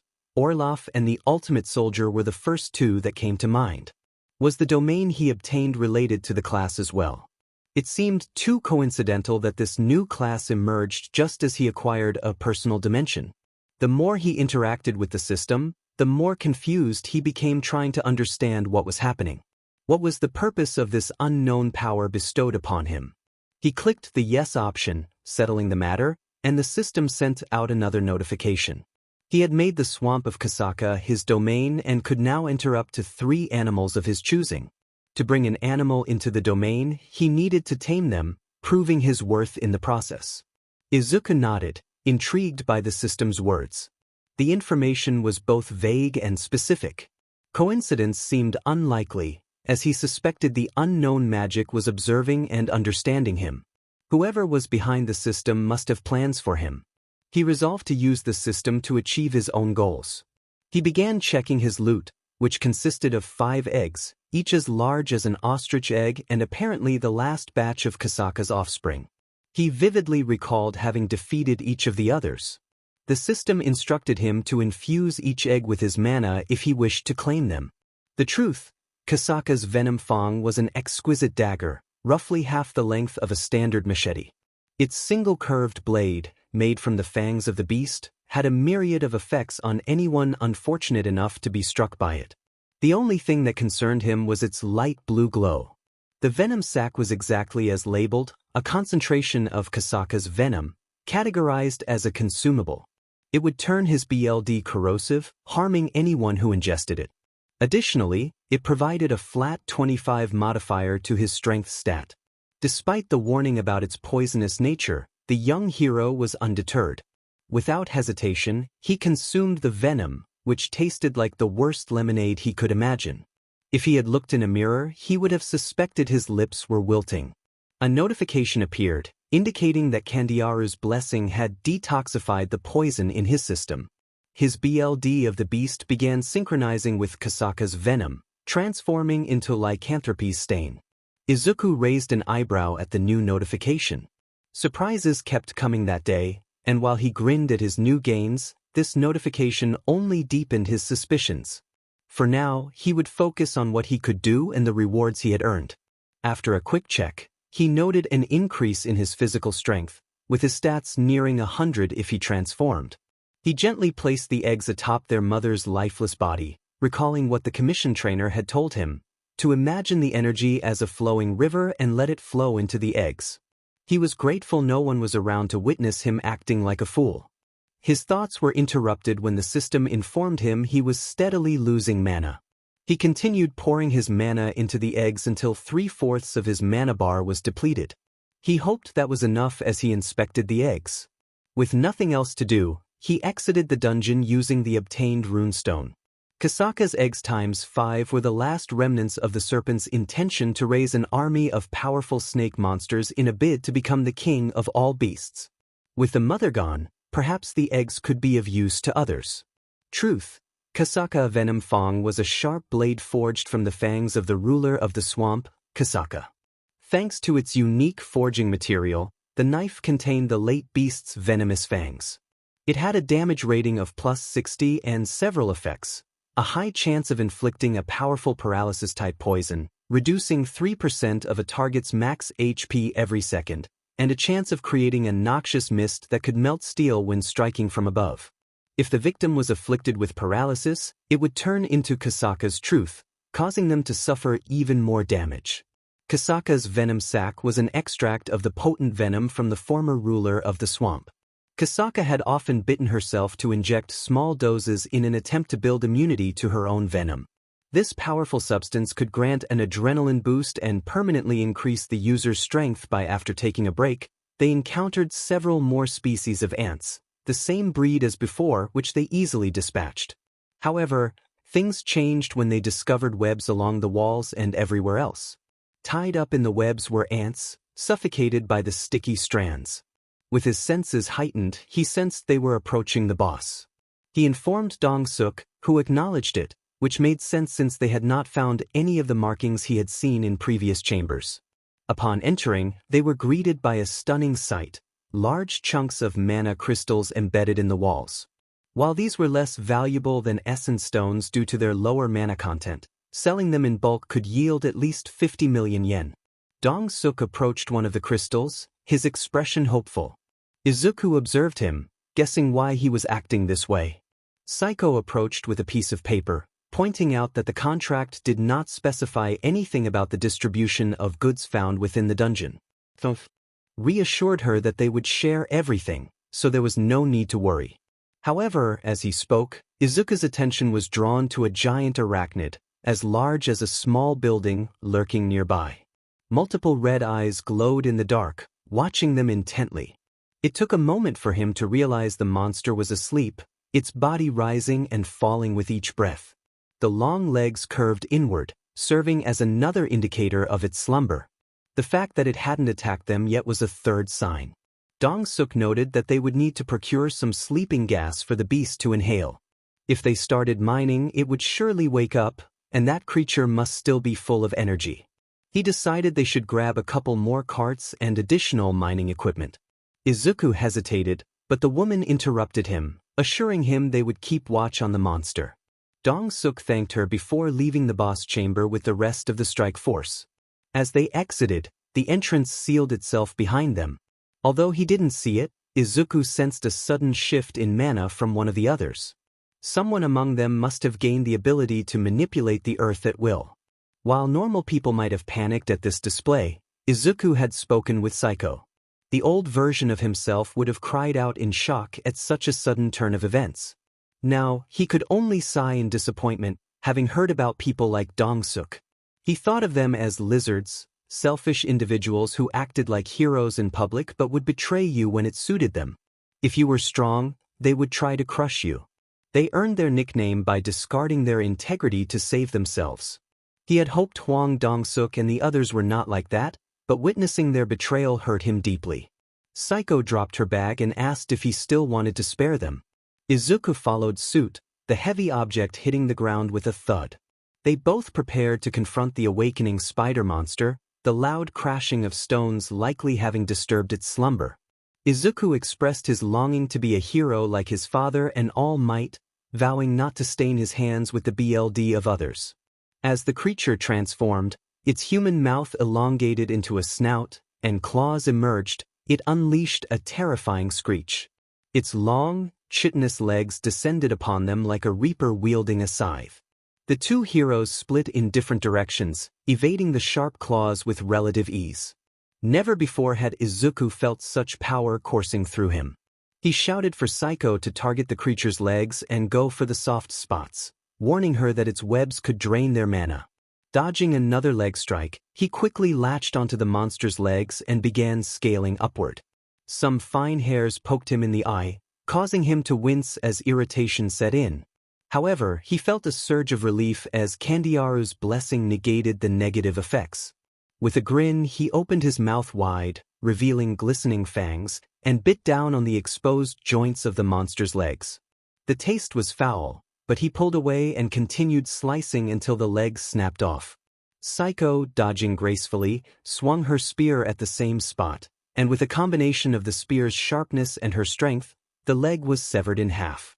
Izuku roared in affirmation, focusing his energy into his claws. He had longed to replicate the fearsome strikes of werewolves.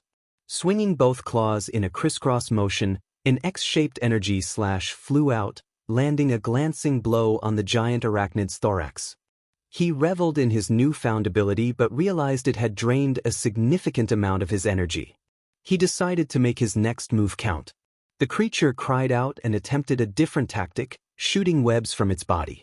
Before they could react, it launched itself into the air, and dozens of smaller spiders began crawling out of the thick webs. Despite their bizarre appearance, resembling a mix between ants and spiders, Izuku felt little concern for them. They would all meet the same fate. With renewed determination, he declared it was time to attack, plunging his claws into the first monster he encountered. Meanwhile, 𝐼𝐸 confronted the Earth Mage, questioning his reckless actions. The man, built like a monster with the head of a rhinoceros, was one of the newer recruits, a C-rank thug named 𝐶𝐮𝐻. Despite lacking the physical prowess of a rhino, 𝗟𝗋 compensated with his earth magic. 𝐼𝐸 had hoped for better recruits, but this one seemed to be a liability. 𝐼𝐸 expressed his frustration over the cave-in caused by 𝗟𝗋's actions, feeling as though he was dealing with a younger version of his arrogant brother. 𝗟𝗋 dismissed the concern, pointing out their numerical advantage with 5 C ranks and 4 D ranks on their side. 𝐼𝐸 reminded him that it took 10 C ranks to take down a single B rank, emphasizing their lack of strength. 𝗟𝗋 shrugged off the warning, insisting they could take advantage of the situation since their opponents were likely fatigued. 𝐼𝐸 marched closer, anger rising as he realized 𝗟𝗋's nonchalant attitude mirrored that of his younger brother. He reminded 𝗟𝗋 that one of their opponents possessed a transformation ability that allowed him to surpass his rank, while another was a B rank. 𝐼𝐻𝐸's frustration peaked as he wished he had never recruited 𝗟𝗡, knowing they might soon face two powerful 𝐼𝐻𝐸. 𝗪𝗓 expressed his confusion about the plan, adjusting his ponytail. 𝐾1 explained that 𝐷𝐻𝐸 believed it was better to establish a rapport before proceeding with their usual business, cautioning that they didn't want to take on more than they could handle. He added that due to one of their companions' mistakes, they would have a difficult time explaining the collapsed walls. 𝐷𝐻𝐸 felt a sudden, invisible grip around his neck, rendering him unable to move as he struggled against the force. 𝐾1 and 𝗪𝗓 prepared for a fight, drawing their weapons as a ball of light illuminated the area. Their determination faltered when they sensed a sharp blade at the back of 𝐷𝐻𝐸's head, accompanied by an intense heat. 𝗪𝗱, however, merely laughed as several weapons were aimed at 𝐷𝐻𝐸's friends, with one even conjuring a spear of flame. 𝐾1 muttered in disbelief, while 𝗪𝗓 expressed shock at the revelation that their opponents were not just physical type awakened. The laughter from the six betrayers echoed around them. 𝗪𝗱, wiping a tear from his eye, pulled 𝐷𝐻𝐸 closer and revealed their true identities as false rankers, taunting the trio for their arrogance. He warned them to comply with his orders to avoid dire consequences. With the pressure lifted, 𝐷𝐻𝐸 landed on the ground, seething with anger over the betrayal he had foolishly accepted. He decided to open the path to the boss chamber, hoping that the two heroes were finished with their fight. He speculated that if luck was on their side, the boss would be defeated, otherwise, they would have to face two 𝐵. 𝗪𝗱 summoned the earth to clear the rubble, and as if moved by an unseen force, the debris shifted aside, allowing them to enter. What they found was unexpected. The spider monster lay defeated, and the two heroes who were supposed to be dead were sitting atop its body. Upon noticing the newcomers, both heroes jumped down to confront them. The werewolf demanded an explanation for the situation. As he posed his question, time seemed to freeze, and the colors around them dulled, leaving the young hero bewildered. His confusion dissipated when a notification appeared before him, detailing a hidden quest that required him to eliminate those who had betrayed him. The task was clear: he had to defeat them before they could do the same to him. Faced with this new reality, he reflected on how he would have handled a similar situation with the deceased Daichi, where justice would have been served through lawful means. However, in the dungeon, the rules were different, transforming noble heroes into deceitful foes. With a heavy sigh, Izuku contemplated his next move. An idea formed in his mind, and after a moment's hesitation, he accepted the mission, realizing he could choose how to proceed. As the world returned to its normal state, Izuku raised a claw, signaling his intent to speak. He directed a piercing gaze at 𝗏𝗏, who understood and relented. He demanded to know who was responsible for the cave-in, asserting that he could sense their true nature. He offered them a chance to confess, promising to spare them. One of the betrayers, a rhino-headed figure, raised his hand, and with it, large chunks of rock began to levitate. Izuku wondered if the mana crystals were playing tricks on him as he noticed faint traces of light surrounding the rocks. 𝗏𝗱 taunted him, challenging him to attack. In an instant, 𝗏𝗏 and Izuku sprang into action, charging forward as their enemies advanced. Among them were a rockman, a fire-headed foe, a tendril-armed adversary, and a troll-like creature. Izuku noticed that 𝗪𝗓 and 𝐷𝐻𝐸 were not part of the charge. As the battle commenced, a fire-like aura enveloped the four enemies. The rockman and the tendril-armed foe targeted 𝗏𝗏, while the other two confronted Izuku. The fire-headed opponent attempted to strike, but Izuku ducked just in time, feeling the intense heat pass by him. Suddenly, he was caught off guard by a heavy blow from the troll, which sent him sprawling. Pain coursed through his body, but he quickly regained his footing, channeling energy into his claws and lunging at the troll's chest. A pained cry escaped the creature as Izuku's attack connected. In the midst of the chaos, Izuku recalled his previous encounters and realized he needed a more strategic approach. He focused on channeling energy into his fingertips, honing his skills as instructed by 𝗏𝗏.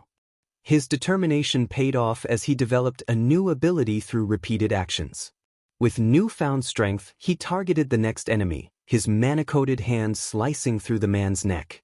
Blood spilled forth, and the enemy's feeble attempt to stop the flow was silenced as Izuku swiftly dealt with him. He then turned his attention to another opponent, who swung flaming hair like a 𝗟𝗡. With a quick sidestep, he closed the distance and prepared for the next phase of the battle. A half-hearted plea for mercy escaped the man's lips, but he was silenced when a fist descended upon his head. The impact was swift and decisive, leaving only a smear where his cranium once was. Izuku could only watch as the body fell onto its back. 𝗟𝗱 urged his companions to act, hurling more rocks toward their target. The arrows shot forth but seemed to move in slow motion, a sight that was almost embarrassing. Izuku felt a surge of pain in his stomach and looked down to see arrows embedded in him. The dirt beneath him clung to his feet.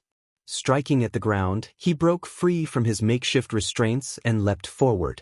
The others quickly scattered, but just before landing he sensed an invisible force gripping him. 𝗟𝗱 chuckled, remarking on Izuku's prowess in his unusual form, urging him to strike. 𝗏𝗏𝗡 hesitated but eventually drew his blade. Izuku would have acted when he broke free, but he was taken aback when the awakened hurled a shield at the mutant. He ducked beneath it and retaliated with a barrage of rocks. 𝗏𝗏𝗡 called out to enhance his abilities just before a spiked projectile struck him in the chest. The remaining Koreans rushed to check on their ally, while Izuku swiftly dealt with the remaining archers, their bows snapping as they fell, injuries evident but not fatal. 𝗏𝗏𝗏 had also finished her foes, leaving them incapacitated. With determination, Izuku focused on the last remaining opponent. An enraged roar erupted from the rhino, and a pillar of stones shot up from the ground, shaking the entire room. 𝗏𝗏𝗏 commanded the group to take him down, swinging at the stone pillar with her blade, which cut through the rocks with ease. Izuku had a different plan. He crouched low, feeling energy surge into his legs, and dashed toward the Earth Mage. The last thing the man saw was a set of claws before Izuku seized his head, BLD spraying from the stump and splattering him. He savored the taste, grinning as he descended. Upon landing, he glanced at the head in his hand before deciding to drop it. Noticing only a few enemies remained, he realized the mission was not yet complete. With a quiet mutter about the two left, he considered finishing them off, but 𝗏𝗏𝗏 stepped forward, placing herself between him and the criminals. She insisted they would take them to the proper authorities, a notion Izuku agreed with. He expressed his gratitude, but instincts flared to life once more. Out of the corner of his eye, he saw one of the criminals shoot 𝗏𝗏𝗏. She fell to her knees, BLD spilling from her wound, and Izuku roared in fury before charging forward. His claws moved swiftly, and two heads fell in quick succession, the system notifying him of his success.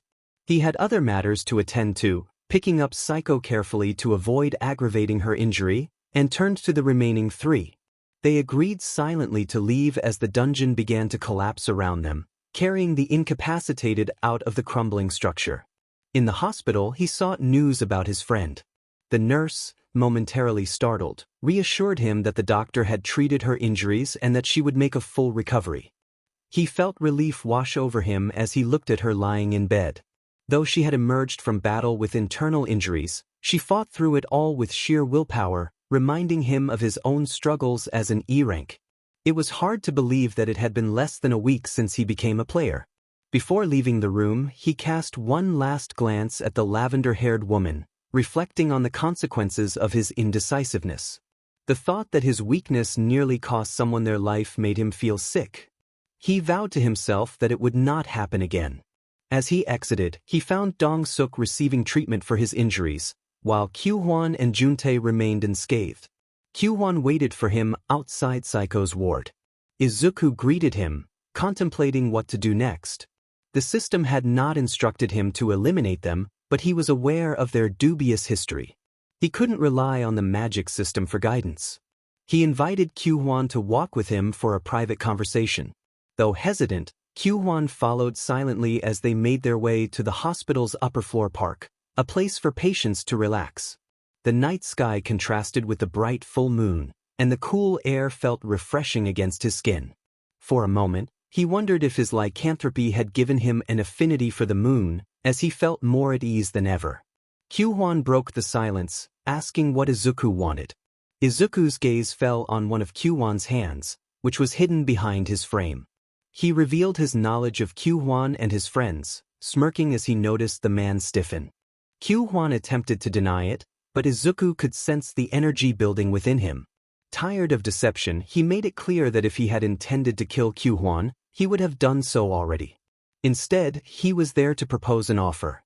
A very beneficial opportunity exclusively for Izuku and his friends was at hand.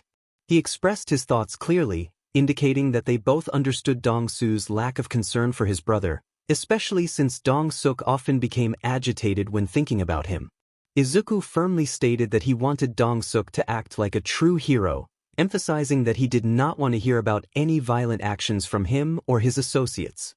In return for this assurance, Izuku promised to keep their secrets safe. 𝐾𝐿 hesitated, weighing his options carefully. Izuku observed his own hands, momentarily transforming his nails into sharp claws to assert his point before reverting them back. The light mage questioned Izuku's motivations, to which Izuku replied that he simply disliked unnecessary violence. Heroes were meant to protect the innocent, not intimidate them. He asked 𝐾𝐿 what he would choose. 𝐾𝐿 agreed to speak with Dong-suk and promised to steer clear of criminal activities. Izuku nodded, satisfied with the response, and gestured for him to leave. As 𝐾𝐿 exited, he kept his gaze fixed on Izuku. Once the door closed behind him, Izuku summoned an inventory and retrieved a key, a reward from a recent quest. The key was blue and adorned with an ornate snake head, labeled as an instance dungeon key for Kasaka's swamp. Feeling uneasy about the system and its implications, Izuku contemplated confiding in Psycho for a second opinion. However, he decided to take matters into his own hands, resolving to use the key to gain what he desired. He left in search of the nearest subway station, realizing he needed a change of clothes to avoid unwanted attention. Upon arriving at the station, Izuku observed the bustling crowd, indifferent to his presence. Now dressed in a white shirt and a dark brown jacket, he took out the key, pondering how to activate it. His initial attempt to insert it into the wall failed, leaving him feeling foolish. He quickly ruled out the location as the issue and focused on the method of insertion. On his second try, he aimed the key at the empty air, and to his surprise, it dissolved into tiny particles, activating the dungeon. As he descended into the subway, the atmosphere shifted to a hot and humid environment, overrun with plant life and a foul smell that made him uneasy. The dim lighting obscured his vision, prompting him to activate his lycanthropic abilities for night vision. In the darkness, he spotted a glowing figure, a blue-scaled snake with the name Spawn of Kasaka hovering above it. The snake lunged at incredible speed, and Izuku barely managed to dodge. He transformed his arm, delivering a powerful punch to the creature's underbelly, breaking its scales and eliciting a cry of pain. He swiftly grasped its throat, applying pressure as the creature thrashed in a desperate attempt to escape. Eventually, it succumbed, and a notification confirmed his victory. Izuku briefly reflected on snake anatomy, recalling information from documentaries and discussions about quirks. He felt a sense of anticipation, knowing that more challenges awaited him in Kasaka's swamp. Taking a deep breath, he steeled himself and ventured deeper into the dungeon. After some time, he encountered a group of snakes, all sharing the same bright orange name. Filled with excitement, he charged forward to confront them. Hours passed as he navigated the dungeon, defeating every monster he encountered. Despite the repetitive nature of his opponents, he felt an exhilarating thrill, akin to a runner's high. He recalled stories from fellow heroes about their first hunts, including Katsuki's tale of defeating a hobgoblin during a dungeon break. One of the larger snakes, another spawn of Kasaka, attempted to constrict him, but Izuku, now empowered, easily broke free from its grasp. The resulting action shattered the scales and strained the muscles. Another cry of pain echoed, silenced as he leaped headfirst into the creature's neck, mouth wide open. He clamped down on the flesh and tore at the throat. The head tilted to the side, and before it even hit the ground, Izuku launched a mana-coated claw directly into its brain.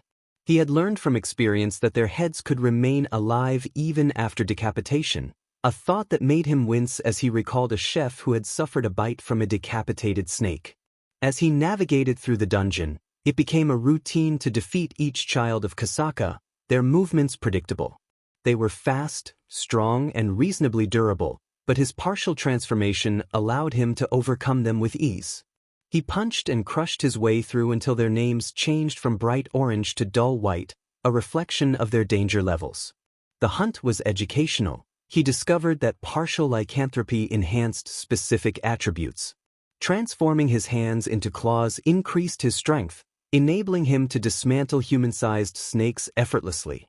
He pondered where he had yet to explore, considering that if this dungeon followed the pattern of most gates, the boss would still be alive. This suggested that the father of these snakes could potentially be the dungeon's final adversary. Opening his inventory, he briefly examined the numerous scales he had collected, chuckling at the sight. He dismissed them and summoned his status page, noting he had gained 10 levels. Defeating at least 5 dozen of Kasaka's spawn had taken a toll on him. 𝗟𝗶𝗸 tasted foul, but Candiaru's blessing shielded him from the poison, allowing him to consume half of them for amusement. He also learned that eating raw snake flesh in his transformed state had no negative effects. In fact, it tasted quite good, reminiscent of a well-cooked hamburger. He realized that adding the experience points from his previous mission meant he had gained 3 points for each level, totaling 45 points.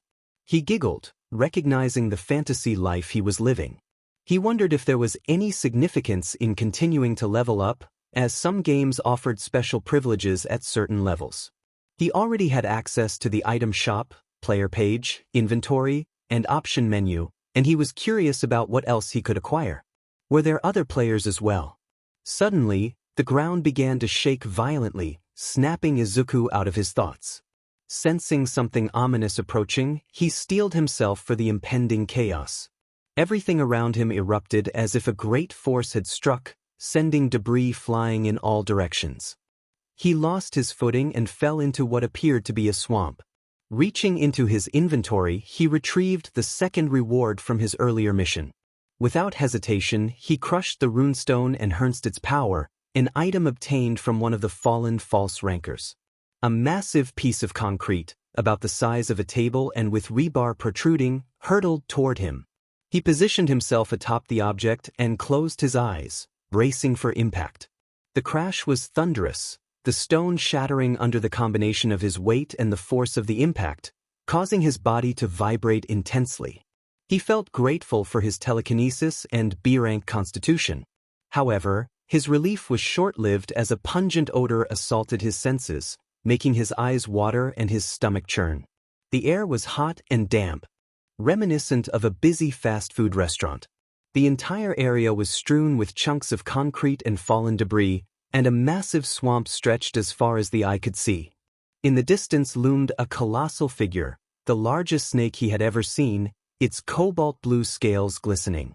A sharp spike rose high into the air before crashing down, shaking the ground.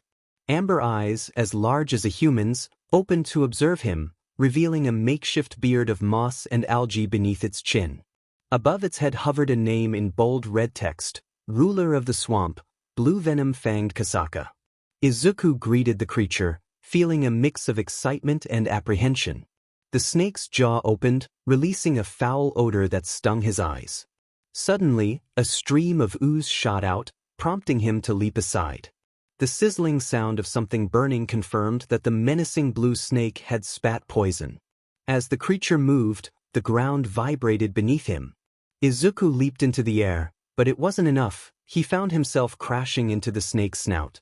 His claws struck, but to his dismay, they broke upon impact. The pain was intense, yet compared to what he had endured over the past few days, it was manageable. Pulling himself up, he found a foothold and stood atop the giant snake's body, attempting to use his newfound power to lift a piece of concrete and strike. The object flew through the air, but not fast enough for his liking.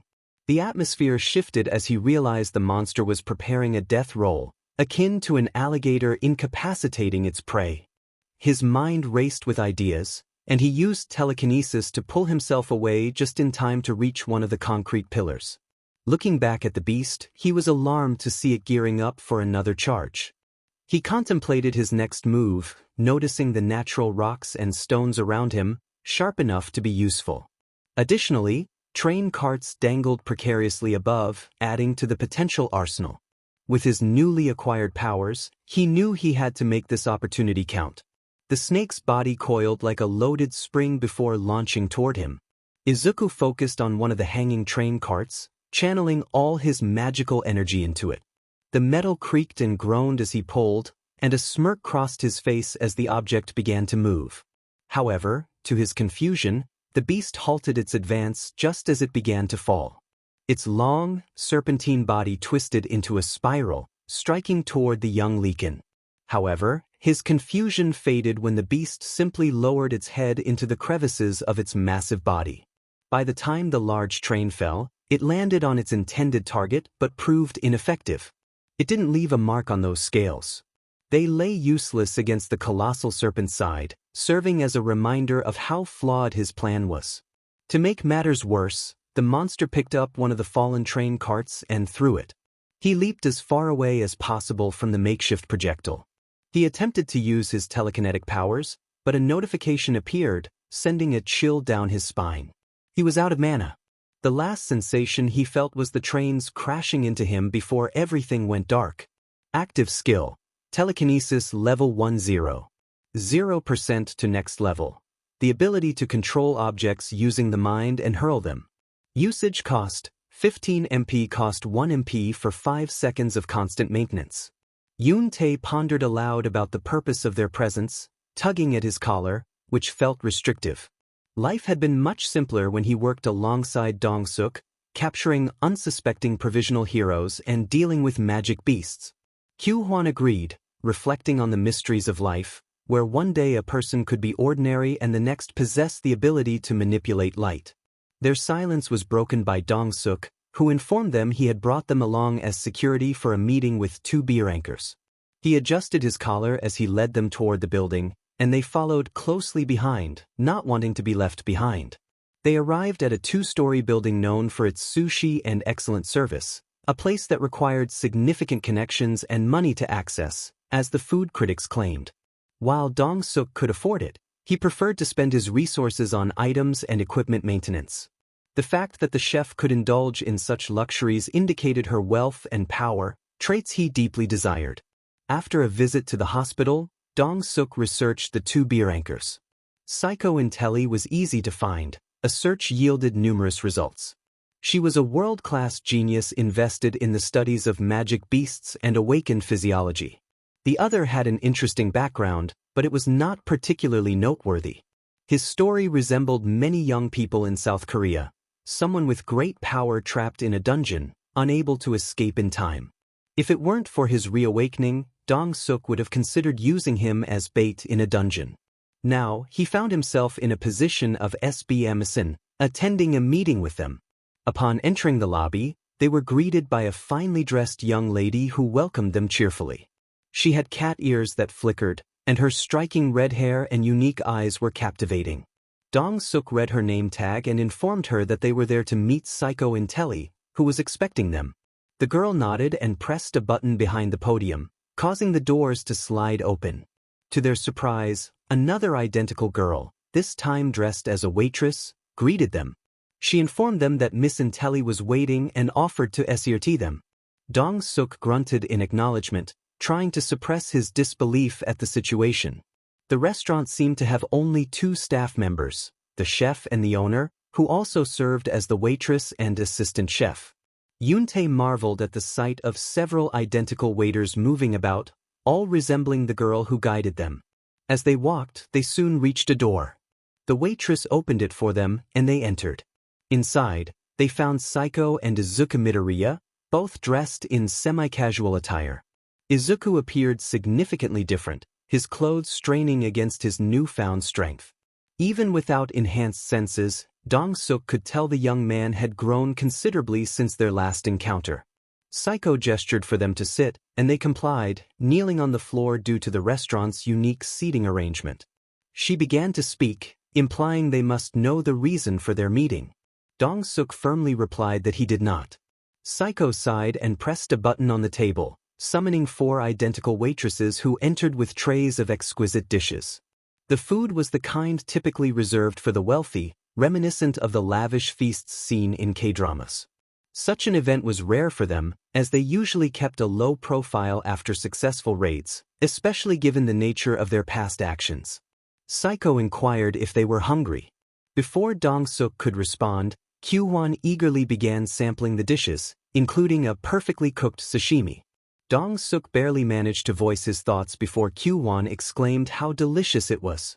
𝐒𝐮𝐬 observed Q-won's enjoyment and remarked on the value of food earned from honest work, contrasting it with the burden of their past actions. Her words caused Dong-suk to pause, feeling a surge of anger that he chose to suppress. He attempted to redirect the conversation, but Izuku interjected, revealing their knowledge of Dong-suk's past. He mentioned how Dong-suk had led people to their demise in the dungeon and used his brother's status to shield himself from authority. He also hinted that Dong-suk's departure from South Korea was not due to trivial reasons, suggesting that some of his friends had betrayed him. 𝐿𝐬 laughed, placing his arm on the table as small, bony protrusions began to emerge from his limbs. If they were dealing with different individuals, he would have grinned. Instead, Dong-suk felt a strong urge to confront him. Izuku urged them to engage in a civilized discussion, setting the stage for what was to come. 𝐒𝐮𝐬 glanced at the green-haired man, encouraging him to continue. Izuku sighed and took a deep breath, explaining that he wanted to put them to good use. He noted that they could have joined Sano's plan to eliminate them but chose not to, even offering help instead. Dong-suk agreed, feeling a sense of satisfaction that the young man remembered that good deed. He wondered if Izuku truly believed in heroism, as depicted in the old comic books before the emergence of quirks. If it had been anyone else, Dong-suk would have laughed loudly at the notion, but now he realized that considering the man's ideas might be beneficial in the long run. Attempting to harm him would be unwise, and perhaps collaborating with him was a sensible choice. He reflected on how many lizards acted out of desperation, lacking the power to ascend to higher gates. With awakened powers being so unpredictable, it was challenging for them to earn better rewards. Physical training didn't enhance their abilities, and mages struggled to learn new spells. Dong-suk nodded, understanding the complexities of awakened anatomy. The blessings of mana were elusive, and even now, no one fully understood them. He asked if Izuku would betray them, to which Izuku assured him he would not, gesturing toward the food before them. As the food began to cool, Izuku suggested they could discuss more after they had eaten. Dong-suk glanced at the meal, tempted by the idea. Q-won was busy enjoying his food, but Dong-suk knew his second-in-command was watching him closely. 𝐿𝐬 was waiting for his response. Even with his presence, it wouldn't change their ability to confront two 𝐿𝐻. They were planning to collaborate with these individuals, who genuinely intended to work together. Dong-suk sensed that the green-haired man was destined for greater things. A former hero, once considered the weakest, now reawakening in a high-level dungeon, was certainly noteworthy. He picked up a pair of chopsticks and served himself a portion from the table, dipping it in soy sauce before taking a hearty bite. The delicious flavor evoked memories of a kindly old woman cooking sweet potatoes in the kitchen. The last remnants of his humanity seemed to fade away with her departure. Swallowing his emotions, Dong-suk decided that serving these two didn't seem like a bad idea. After all, if they succeeded, more money would come his way. He resolved to give it a chance. Later, 𝐒𝐮𝐬 remarked on the eventful meeting as she picked at her teeth with a toothpick provided by the staff after their meal. Dong-suk and his followers had left, leaving 𝐒𝐮𝐬 and Izuku behind to settle the bill, which served as an opportunity for them to catch up. 𝐒𝐮𝐬 expressed her belief that they were off to a decent start, but her tone suggested skepticism. She pointed out that they were dealing with criminals who had a questionable past, and several new recruits had gone missing during their raids, according to the Korean Hero Forum. 𝐒𝐮𝐬 questioned why Izuku wanted to work with them, noting that even the commission avoided awakened criminals due to their lack of manpower. Izuku explained that he felt a longing to repay his debt to her, and if it weren't for that he would have reported her. 𝐒𝐮𝐬 sighed, feeling it was pointless to explain further, but she felt compelled to try. She believed that the lizards could be reasoned with, arguing that if one treated a person like an animal, they would eventually act like one. She reminded Izuku that they had not attempted to harm them because one of them was a B rank and the other could become one. Izuku began to respond, but Saiko pressed her fingers against his lips, causing his face to flush. She reminded him that the reason for not killing them was to build a rapport. After taking a drink from a flask she produced, she suggested that he should be cautious and not get too close to danger. She checked her watch and stated that she had fulfilled her part of the bargain, and now it was his turn. Izuku sighed quietly and stood up to follow her. They paid the bill and headed to the nearest subway station. As they walked down the street, a pedestrian bumped into Izuku, causing him to stumble slightly before regaining his balance. The young adult apologized, and Izuku, aware of the importance of maintaining peace among awakened individuals, assured him it was no problem. The other person flashed a smile that revealed pronounced lower fangs, which had a faint red hue. Izuku dismissed it as a trick of the light, noting the man's striking red hair and eyes that seemed to observe him intently. The foreigner's appearance was undeniably animalistic, and Izuku felt a sense of unease as he continued on his way. The foreigner, identifiable by his language and strong accent, had a robust physique, with muscles evident in every part of his body. He wore blue jeans and a red shirt that seemed a size too small, likely due to his impressive muscle mass. He warned Izuku to be cautious, and his next words were in Japanese, his accent vanishing completely. Izuku raised an eyebrow but chose to remain silent, opting to follow the girl instead. Suddenly, he felt a presence on his shoulder, followed by warm breath against his neck. A familiar sensation washed over him, reminiscent of the time he nearly faced the wrath of Kasaka. The stranger declared that Izuku would never replace his old 𝐒𝐮𝐬𝐷, and with a forceful shove, Izuku was propelled several steps forward. He turned quickly, only to find the man had vanished without a trace. Confused, Izuku muttered to himself, questioning whether he had encountered a magic beast or just an unpleasant individual. He didn't dwell on it for long and made his way toward Saiko. When Izuku agreed to Saiko's request, he had no idea what to expect, especially after discovering she lived atop an apartment complex in Tokyo. He knew little about her life but understood that it was a place affordable by a successful businessman.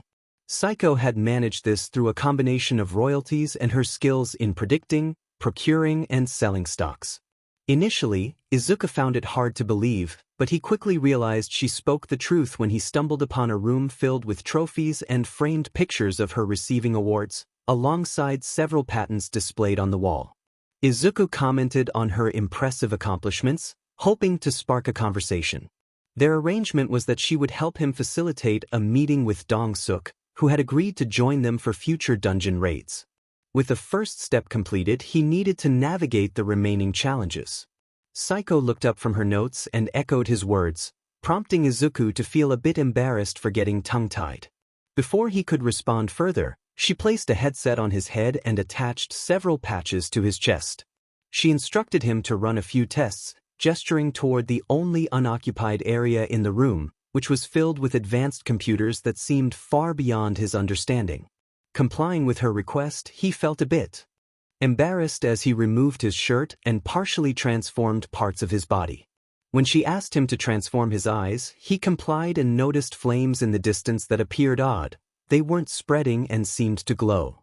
Saiko asked if he could see the energy emission, and Izuku confirmed he could. He was amazed and confused by the idea of devices designed to lure magic beasts, which would create energy beacons to attract them while also acting as cloaking devices against higher-level magic beasts. Saiko confirmed his assumption, mentioning she had acquired them for research purposes. Next, she instructed him to transform his ears and nose. As he complied, he was overwhelmed by a different array of scents, including faint traces of BLD and the buzzing of mosquitoes around him. He could even hear the rhythmic thumping of Saiko's heart, a realization that surprised him. He had not known this was part of his abilities. As he sniffed the air, he detected the stale scent of iron, typical for their surroundings, but nothing else stood out. Saiko muttered something under her breath before moving on to the final test, asking him to fully transform into a werewolf and back. He complied, enjoying the familiar sensation of power that surged through him, feeling invigorated as if he had completed an intense workout. Saiko thanked him for his help and told him he could put his shirt back on. She then offered him food, mentioning she had ordered some beer from a local restaurant. Although Izuku wanted to decline, his stomach protested, causing him embarrassment. 𝐼𝐶 remarked on his sudden hunger, and Izuku explained that since his reawakening he had developed a larger appetite, unsure of the reason behind it. 𝐼𝐶 noted that increased metabolism and a higher caloric requirement were common among those who had undergone a reawakening. However, she found it peculiar that he had grown in size with continued usage of his abilities. Izuku nervously laughed, realizing that his muscle gains were not a result of magical abilities. He had not considered that quirks like muscle augmentation were purely genetic. He hesitated before revealing that he believed he had also gained a strong healing factor, which was technically true due to 𝐼𝐶𝐬's blessing. 𝐼𝐶 inquired whether it was a quirk or part of his werewolf powers, to which Izuku replied it was likely the latter, expressing uncertainty about his parents' lineage. After their conversation, 𝐼𝐶 suggested they head to the kitchen for food. Izuku followed her, surprised by how appealing her home was, especially the kitchen, which was just as impressive.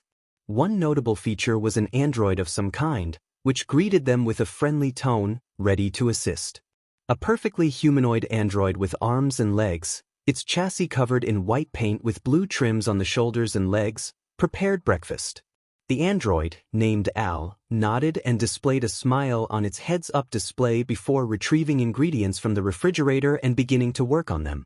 As the machine skillfully sliced vegetables, Izuku and 𝐼𝐶 settled comfortably in the dining room. Behind them, a massive window opened to reveal the outside world. Izuku admired the view from above, spotting several gates in the distance and heroes soaring and leaping between buildings. He remarked on the beauty of the scene, leaning back in his seat, which groaned under his weight, hoping it would hold. 𝐼𝐶, however, seemed distracted, her focus fixed on the tablet in her hands. Izuku saw this as an opportunity to get to know her better, feeling it was important to understand her. He began to speak, addressing her formally, but she quickly interrupted, insisting he call her by her first name. This made him feel a sense of closeness, suggesting they had developed a bond. Encouraged by this connection, he cautiously inquired about her life with her parents. 𝐼𝐶 looked up from her tablet, her finger hovering above the screen as she explained her family background. She shared that her father was a businessman and her mother his secretary. Their relationship had blossomed into marriage, leading to her 𝐼𝐻 shortly after. Izuku then shifted the conversation to himself, feeling the weight of his own story. He hesitated, knowing he had faced challenges but unsure how much to reveal. He mentioned his mother and the impact of becoming awakened, sharing that she had fallen into an eternal slumber as a result. 𝐼𝐶 listened intently, prompting him to talk about his father. Izuku reflected on his father, who had died during a significant event involving a powerful creature. He described the tragedy with a sense of detachment, acknowledging the pain without dwelling on it. The loss had left a mark on him, and he conveyed that his father had perished while trying to protect others, a noble end despite the sorrow it brought. 𝐼𝐶 expressed her condolences, and Izuku shrugged, accepting the reality of his father's fate. He shared his father's hero name, 𝗟𝗓𝐽, and his 𝐵𝐻 name, Hisashi Midoriya. 𝐼𝐶 recognized the name, commenting on its imaginative nature, which brought a light laugh from Izuku as he recalled his mother's stories about his father's personality. Their conversation was interrupted when Al returned with trays of food, setting them on the table for the two to enjoy. They continued to chat as they dined, the atmosphere relaxed and friendly. After finishing their meal, Izuku bid farewell to 𝐼𝐶 and made his way home. He soon found a bus stop in the city and, while waiting, browsed through his player page, admiring his stats. He pondered where to allocate his stat points, considering the strength and speed he had gained from recent battles. He reflected on his encounters, realizing he had surpassed the capabilities of lower-ranked heroes and contemplated joining a raiding team for more challenging adventures. As he considered his options, a young teenager approached him, dressed in punk rock attire. The teen's platinum blonde hair was styled in a distinctive way, giving him a youthful, wolf-like appearance. Izuku glanced at the bench and nodded, inviting the newcomer to sit down. The teenager smiled before sitting down beside Izuku, a little too close for comfort, much to Izuku's dismay. He asked the young man to move further away, noting that there was plenty of space. The young man began to talk about his experiences growing up, mentioning the towering buildings of the city and how he found them boring. He explained that his senior had encouraged him to go out and experience life for himself, showing little regard for Izuku's discomfort. Izuku felt his frustration rising but managed to suppress it, reminding himself that he shouldn't pick a fight. He expressed his indifference and got up to sit at the other end of the bench. However, a strange pressure began to weigh down on him, and the air felt heavier. As he started to sweat, he quickly turned, spinning on the ball of his feet and striking with an elbow. His attack landed on an open palm, and he noticed the young man growing larger, gray-white fur sprouting from his skin. The stranger's features became more animalistic, transforming into a werewolf. The newly transformed Gray chuckled, announcing that he was just looking for a snack and mentioned someone named Gramps. With a sudden lunge, he opened his jaw wide, but Izuku reacted quickly, using a burst of telekinesis to send the creature flying back. The werewolf landed with a thud, its claws scraping against the marble tiles, leaving marks as it grinned, revealing fangs that resembled knives. Nearby pedestrians paused, their attention drawn to the unfolding chaos. Izuku's heart raced as the werewolf turned toward the crowd and howled, warning them to stay away. Realizing the danger, Izuku noticed a red name above Gray, indicating his nature as a magic beast. Without hesitation, he pulled out his weapon and lunged at the creature. The bluish dagger he wielded was easily parried by the werewolf. As they prepared to retaliate, Izuku unleashed another burst of telekinesis, but Gray countered with a similar force, knocking them both off their feet. Gray laughed, acknowledging Izuku's skill with telekinesis and expressing excitement for the upcoming fight. He drew another sword, settling into a combat stance. Izuku anticipated the beast's charge and prepared himself. As Gray lunged, Izuku ducked and attempted to strike beneath the werewolf, but his blade met unexpected resistance, bouncing off a blue aura that surrounded Gray. Confused, Izuku narrowly avoided another attack, but a sudden pain shot through his chin as Gray landed a powerful blow. Despite the pain, he fought back, grabbing Gray's head and delivering a series of strikes that caused the werewolf to bleed. To his dismay, this only seemed to amuse Gray further. Izuku tried to strike again, but Gray opened his jaws wide, ready to bite. In a quick move, Izuku jammed his knife into the creature's mouth, feeling a rush of satisfaction as he saw a notification indicating the werewolf was bleeding. Without hesitation, he pulled the blade out, but before he could attack again, a sharp pain exploded in the back of his head, causing him to lose his grip. Gray took advantage of the moment, slamming him to the ground. Standing over him with a grin, Gray raised his sword, ready to strike, but was interrupted by another figure rushing in. Kirishima tackled the beast, sending it skidding across the floor. He asked Izuku if he was all right, to which Izuku replied affirmatively, preparing for the next wave of attacks. Kirishima warned him that Gray was at least an A-rank magic beast, and Izuku agreed, recognizing the threat. Gray observed the duo with a smirk, raising his hand as objects around them began to levitate, trees and streetlights uprooted and hurtling toward them. Izuku and Kirishima sprang into action, dodging and weaving through the debris, while Kirishima swatted the projectiles away with ease. Gray laughed, enjoying the challenge of a 2-on-1 fight. To their surprise, Gray pulled out a pair of shotguns, each radiating immense magical energy. Izuku recognized them as old-school firearms, a rarity among pro heroes due to their maintenance requirements. He recalled seeing similar shotguns in the news, stolen just a month prior. The sight of a magic beast wielding firearms was unexpected. Gray taunted them, launching a barrage of gunfire. Both Izuku and Kirishima dashed to the side, narrowly avoiding the onslaught as the area they had just occupied was obliterated. Izuku ran forward, attempting to throw his dagger, but Gray easily dodged with a simple tilt of his head. A firearm was aimed at him, the wielder grinning as he prepared to pull the trigger. Moments before the shots were fired, Kirishima tackled the assailant, seizing the weapon and pointing it downward. Gray, furious, declared that prey should not intrude on his sacred right, and he moved the shotgun bayonet into Kirishima's stomach. Izuku attempted to intervene but was too late. A blinding light filled his vision, followed by a loud explosion. Smoke billowed from the gun, momentarily obscuring his view, but Izuku was horrified to see Kirishima's chest wounded. The metallic scent of blood overwhelmed him, and a surge of rage and fear clouded his mind, prompting him to lash out with a claw-like strike. Gray laughed as he blocked the attack with the gun's blade, taunting that it was all the man had. He then slammed the other firearm into Kirishima's gut, and before he could react he fired a shot. The acrid scent of burnt flesh filled the air, and Kirishima stumbled back, dropping his knife as he clutched his wound. A powerful force struck him in the stomach, sending him sprawling to the floor.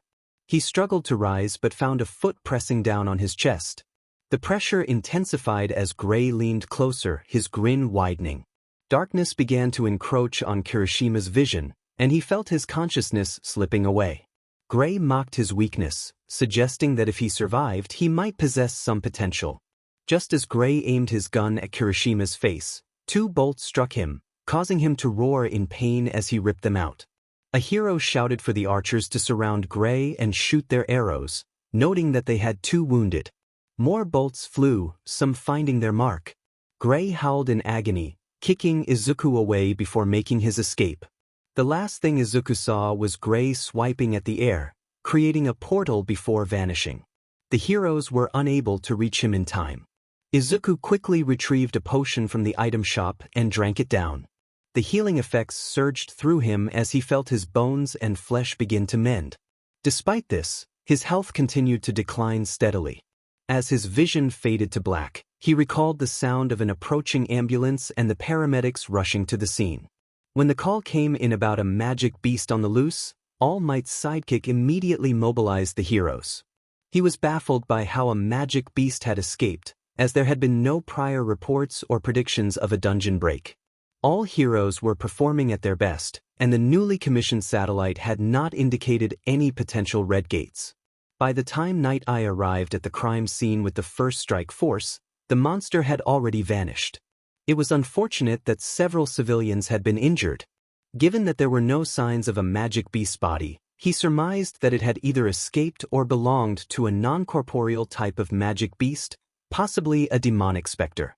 Another pressing matter caught his attention as he glanced at the red-haired hero, one of the first responders to the attack, who had been taken to the hospital. 𝐼𝐸 recognized him from the files at 𝐒𝐮𝐦𝐦𝐸 Academy, where Katsuki had spoken about him frequently. Fortunately, he did not appear to have sustained serious injuries. The commission personnel and paramedics were securing the area. 𝐼𝐸's keen senses detected that the creature must have possessed some degree of sorcery, as the uprooted trees and damaged cars were infused with magic, a scent that made him slightly nauseous. Searching through the crowd, he was relieved to find a familiar blonde-haired hero speaking with one of the first responders. Thankfully, it was not the loud explosion user with an inflated ego. As 𝐼𝐸 approached, the hero turned to him, greeting him warmly. He stated that he assumed 𝐼𝐸 wanted to know about the monster. 𝐼𝐸 affirmed this, expressing his hope that none of the gates had suffered a dungeon break. 𝐼𝐸, the hero, assured him that none of his team had made any mistakes during the appraisal, adding that the creature had not emerged from any known gate. 𝐼𝐸 explained that the monster had first appeared 6 months ago, wielding a weapon known as the Huntsman, forged by one of America's finest artificers, who had been found dead in his hometown. 𝐼𝐸 processed this information, recalling an article about the gun's disappearance and feeling the weight of the artificer's death. The fact that the beast was seen with such a weapon raised suspicions. If it was indeed the thief, questions arose about how it had infiltrated a facility filled with trained soldiers and evaded an S-rank census. A monster skilled with firearms was a serious concern. 𝐼𝐸 expressed confidence that he and Mirio could handle the situation without needing to rely on All Might, as this task was beneath the world's #1 hero. 𝐼𝐸 then asked if he could share something else, to which 𝐼𝐸 nodded. 𝐼𝐸 produced a tablet and displayed a chart comparing the number of gates appearing this month to the previous one. An increase of gates manifesting had been noted, rising by 60% each month. This trend was unsettling, but there was something even stranger about it. 𝐼𝐸 correctly deduced that all the gates were of the beast type, suppressing a sigh at the irony of the situation. It was almost comical, Yet the potential for danger loomed large. Magic beasts of the beast type were appearing more frequently across Japan. While they weren't as powerful as the giants or as terrifying as the insectoids, they were known for their love of battle, making them versatile compared to the technical prowess of monstrous humanoids or ice elves. They were a growing concern, matching the reports from his agency members. 𝐼𝐻𝐬 pondered the existence of conspiracies. He mused over theories suggesting that the monsters were soldiers from another dimension or that awakened individuals were the inheritors of a new world. He had never been one to indulge in such ideas. He chuckled, believing that these creatures were simply nuisances that needed to be dealt with decisively. With that thought, he decided to leave. As he departed, he noticed agents preparing large equipment, one of the most distinctive components being a mana eater. This special machinery was designed to absorb mana from an area, a response to 𝐒𝐮𝐬𝐽's rampage. It aimed to eliminate mana from places that were uninhabitable for normal humans, as excessive mana could inflict people with eternal slumber and other mana-related ailments. Once in the car, 𝐼𝐻𝐬 contemplated his next steps. He considered using his quirk, which seemed like the most logical choice, but he was uncertain about what challenges awaited him in the dungeon. As they drove back to the almighty tower, he gazed out the window, watching buildings blur together as they sped by. Memories of serving as the rearguard during 𝐒𝐮𝐬𝐽's attack flooded back. They had been the last line of deterrence, meant to hold the line should the hundreds of S ranks fail. In the distance, he saw the draconic monster rise into the sky, unleashing flames so intense that even from afar, he could feel their heat. Though not a particularly religious man, he found himself praying to any higher power that might exist, hoping they would survive whatever came next.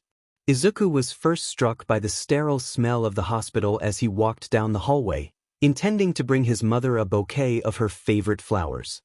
He hoped the pleasant scent would greet her when she woke up. Upon reaching her room, he opened the door and was taken aback. His mother lay in bed as usual, but there was someone else sitting beside her. A man he barely remembered from his childhood, though he had seen photos of him in the family album. The man had long crimson hair that swayed as he turned, a serene smile gracing his stoic face. He sat in a chair, exuding an air of regality. Izuku was shocked to see him and stammered out a greeting, acknowledging how much he had grown since they last met. The man commented on Izuku's growth, a hint of concern in his voice. Izuku placed the flowers on the table and took a seat, feeling the awkwardness of the moment. He hadn't seen his father since he was 6, and the reunion was strange. As soon as he spoke, the atmosphere shifted, turning cold. A shiver ran down his spine as the man before him began to grow taller, his form distorting into a blinding light. The world around Izuku vanished, and he gasped as he fell into a dark chasm. The light above intensified, and he heard laughter in a language he did not understand, but the tone felt mocking. Years of ridicule had attuned him to such inflections. Rage surged within him as he faced the entity's derision. He had endured countless insults, and he refused to let this one pass. He defiantly shouted back, asserting that the entity was supposed to be the system and that it was inadvertently helping him. In that moment, he felt a flicker of pride before a deep rumble erupted from the glowing figure. The realization struck him that the sound came from the entity itself. Izuku's vision was engulfed by the brilliant light as it crashed into him, illuminating everything around him. When his eyes finally adjusted, he found himself in another hospital ward, lying in a bed that felt too large for him. He wondered if this was a result of Candiaru's blessing, which suggested that recovery after sleep was significantly enhanced. The dream, if it could be called that, indicated that the system was a creation of some kind of entity. He doubted its intentions were benevolent, raising questions about why it had chosen him and what it sought from his potential to grow stronger without limits. On one hand, he felt compelled to exploit the system, but on the other, he sensed he might be playing into the hands of a monster. There was no such thing as a free meal, and the entity clearly wanted him to thrive. The question loomed, should he proceed? Of course he should. There was no point in hesitating. He resolved to keep moving forward, confident that the entity could only watch. With determination, he summoned the player page and began to allocate his points. 51 points were at his disposal, and he transferred more than half into the strength stat, with the remainder going into agility. Strength and speed would be most beneficial for his lycanthropy. He dismissed the need for increased vitality, preferring to focus on evasion. Curious about the capabilities of lycanthropy stain, he realized he had yet to explore its effects. Transforming into a werewolf had felt seamless, and he had not taken the time to read the skill description. Summoning the skill list, he was surprised to discover what lycanthropy's stain could do. He wondered if it would also affect the snakes. He hoped the snakes would prove useful, as there hadn't been any updates about them for a while. He wondered if he could use them on other humans as well.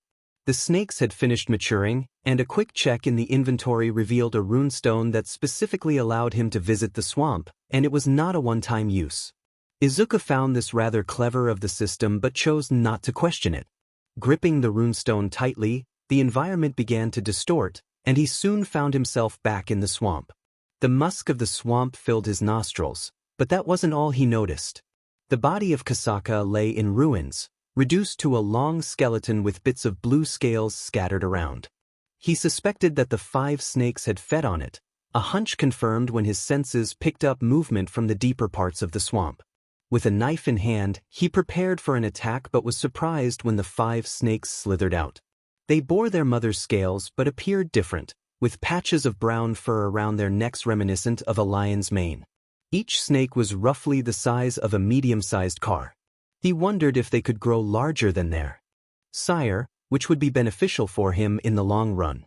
Perhaps he should give them more of his BLD, as they must have been feeding on 𝐾𝐿's flesh. None of them attacked. Instead, they regarded him with curiosity, intrigued by this new presence. He speculated whether their mutation was caused by the mana he had given them. One of the snakes slowly slithered forward, a scar over its left eye. They shared a moment of intense gaze, waiting for the other to act. The snake was the first to move, rising high before lowering its head. The system then confirmed that 𝐾𝐿's spawn regarded him as its 𝐼𝐻𝐷. Once the first one did this, the others followed suit. Perhaps the scarred one was the eldest. Confused by this sudden turn of events, he wondered if they were obeying due to the magical energy or because they recognized his deeds. Regardless, the sight of these 5 made him smile. He now had a small army at his disposal, allowing him to finally rise through the ranks.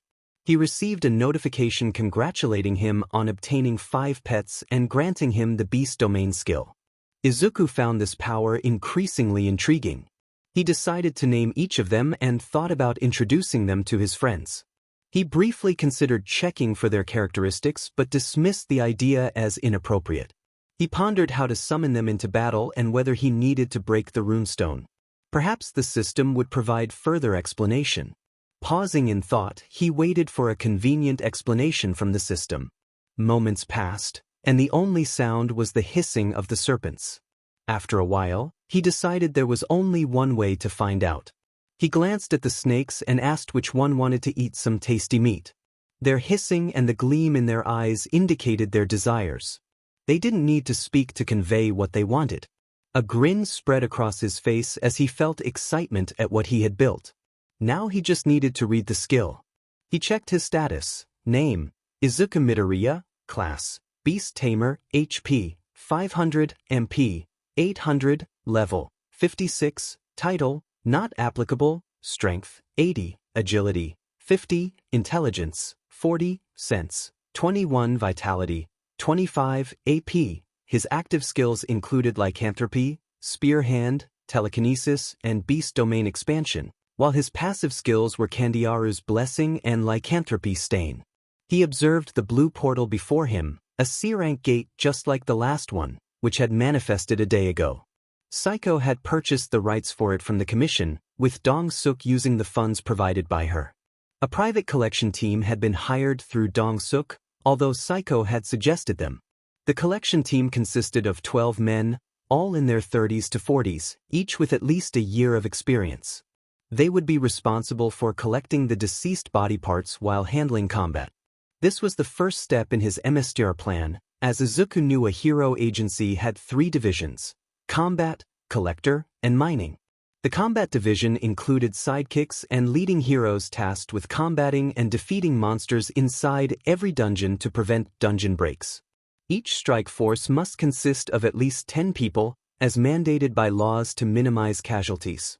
The formation of a strike force was at the discretion of the participating heroes, but it was advisable to have a healer or two. The collector division comprised awakened individuals specialized in dissecting and harvesting monster body parts.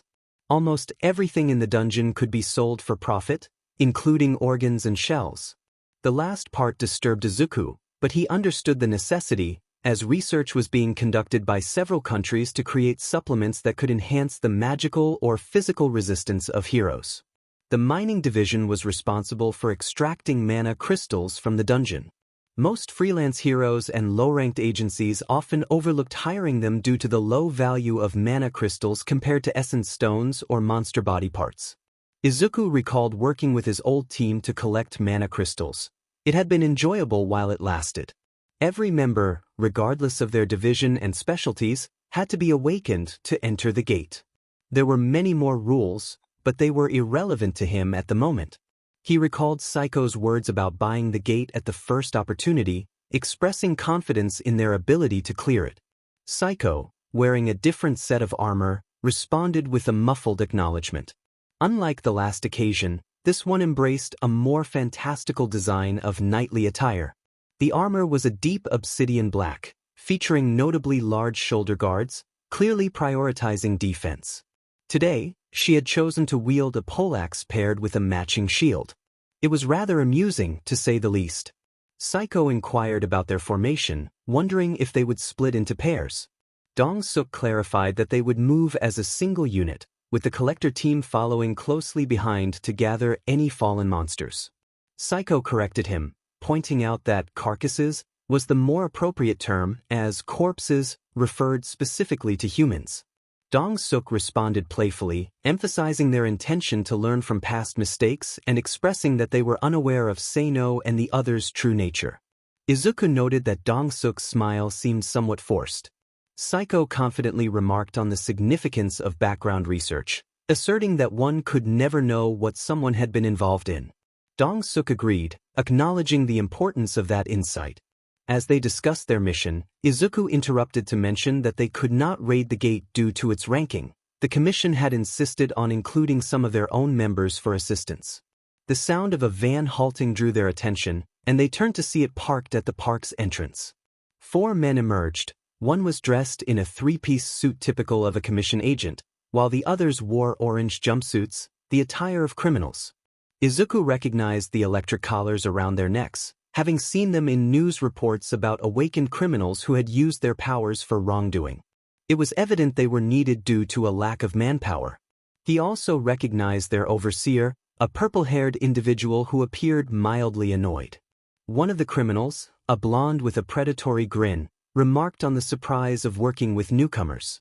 The strongest among them had a lion-like appearance, while another had multiple arms, and the bald man seemed to be the least formidable. The lion man greeted 𝐼𝐻𝐬 with a mocking familiarity, but his laughter was abruptly halted when the purple-haired overseer reprimanded him for speaking out of turn. Despite the reprimand, the lion man continued to watch 𝐼𝐻𝐬 closely, his gaze filled with a mix of intent and disdain. Izuku instinctively draped an arm protectively over 𝐼𝐼𝐬, warning the lion man to be cautious. The lion man raised his hands in a gesture of peace but maintained a cocky smirk, while the other 2 criminals laughed and proceeded into the gate. The purple-haired man introduced himself as Hitoshi Shinso, representing the commission. He explained that due to insufficient manpower, they would be relying on the criminals to assist in clearing the dungeon. He asked if they would mind his involvement. 𝐼𝐻𝐬 hesitantly agreed, but his demeanor shifted as he suddenly appeared tense. The others noticed, with Yunte instinctively drawing his sword, a reaction Izuku deemed unnecessary. Hitoshi quickly clarified that his quirk allowed him to temporarily brainwash anyone who responded to him, apologizing for the misunderstanding. He produced a mask-like device with speakers attached, and soon 𝐼𝐻𝐬 returned to his senses, looking bewildered. Hitoshi outlined the plan. The leading hero would take charge, and they would be divided into 3 squads. He would lead the prisoners, while 𝐼𝐚𝐬 would guide his group, leaving the two remaining heroes to work together. Izuku nodded, understanding the importance of remaining silent to avoid another brainwashing incident. He hoped that 𝐾𝐮𝐬's blessing would extend to Quirk's, allowing him to test its effects. 𝗏𝐼𝐾𝐭 questioned the decision to involve criminals, wondering if the commission truly lacked competent agents. Hitoshi responded that the details were confidential, wishing them luck with the raid before stepping into the gate. As they watched him disappear, the remaining heroes decided to move forward and entered the dungeon together. Izuku followed closely behind. The first lesson Izuku learned about the criminals was their ferocity and strength. The Lion Man transformed into a full lion, fiercely attacking any monster that crossed his path. The multi-armed man unleashed powerful bolts of lightning, while the bald man resorted to brute force, punching through any obstacles. The Lion Man was clearly a formidable fighter, while the multi-armed individual displayed sorceress abilities. The bald man, though less impressive, still possessed superhuman strength. Izuku sensed that none of them were weak, estimating them to be at least C rank awakened. Hitoshi remained on the sidelines, observing the others as they fought. With knives sheathed at his back, he seemed to be skilled in speed-oriented combat. Despite leading criminals who were clearly his equals or superiors, he chose not to engage directly in the battle. Meanwhile, Izuku opted for a different strategy. He had summoned two snakes, 𝐒𝐻𝐬 and 𝐒𝐮𝐬, to assist in the dungeon, and they effortlessly tore through the hordes of goblins. 𝐼𝐾𝐭 and the other party members watched in awe as the serpents dispatched the green creatures with ease. 𝐒𝐻𝐬 was the first to show his prowess, while 𝐒𝐮𝐬, chosen after a test of strength against her siblings, displayed her own unique fighting style. 𝐒𝐻𝐬 relied on finesse and deception, using feints and his fangs to overcome enemies, while 𝐒𝐮𝐬 charged through the goblin ranks with brute force. The contrast between the two siblings was striking. One was a technical fighter, and the other a brawler. Izuku pondered how the others would fare in this combat scenario, considering whether he should have summoned them earlier, as 𝐒𝐻𝐬's and 𝐒𝐮𝐬's victories contributed to their growth. Their journey through the dungeon was relatively uneventful, with only a few encounters led by a goblin centurion and a goblin shaman posing any real challenge. During brief pauses to catch their breath, Izuku attempted to engage 𝐼𝐾𝐭 in conversation, but she consistently brushed him off. 𝐷𝑜ng-suk had little to say, and his two subordinates were similarly quiet.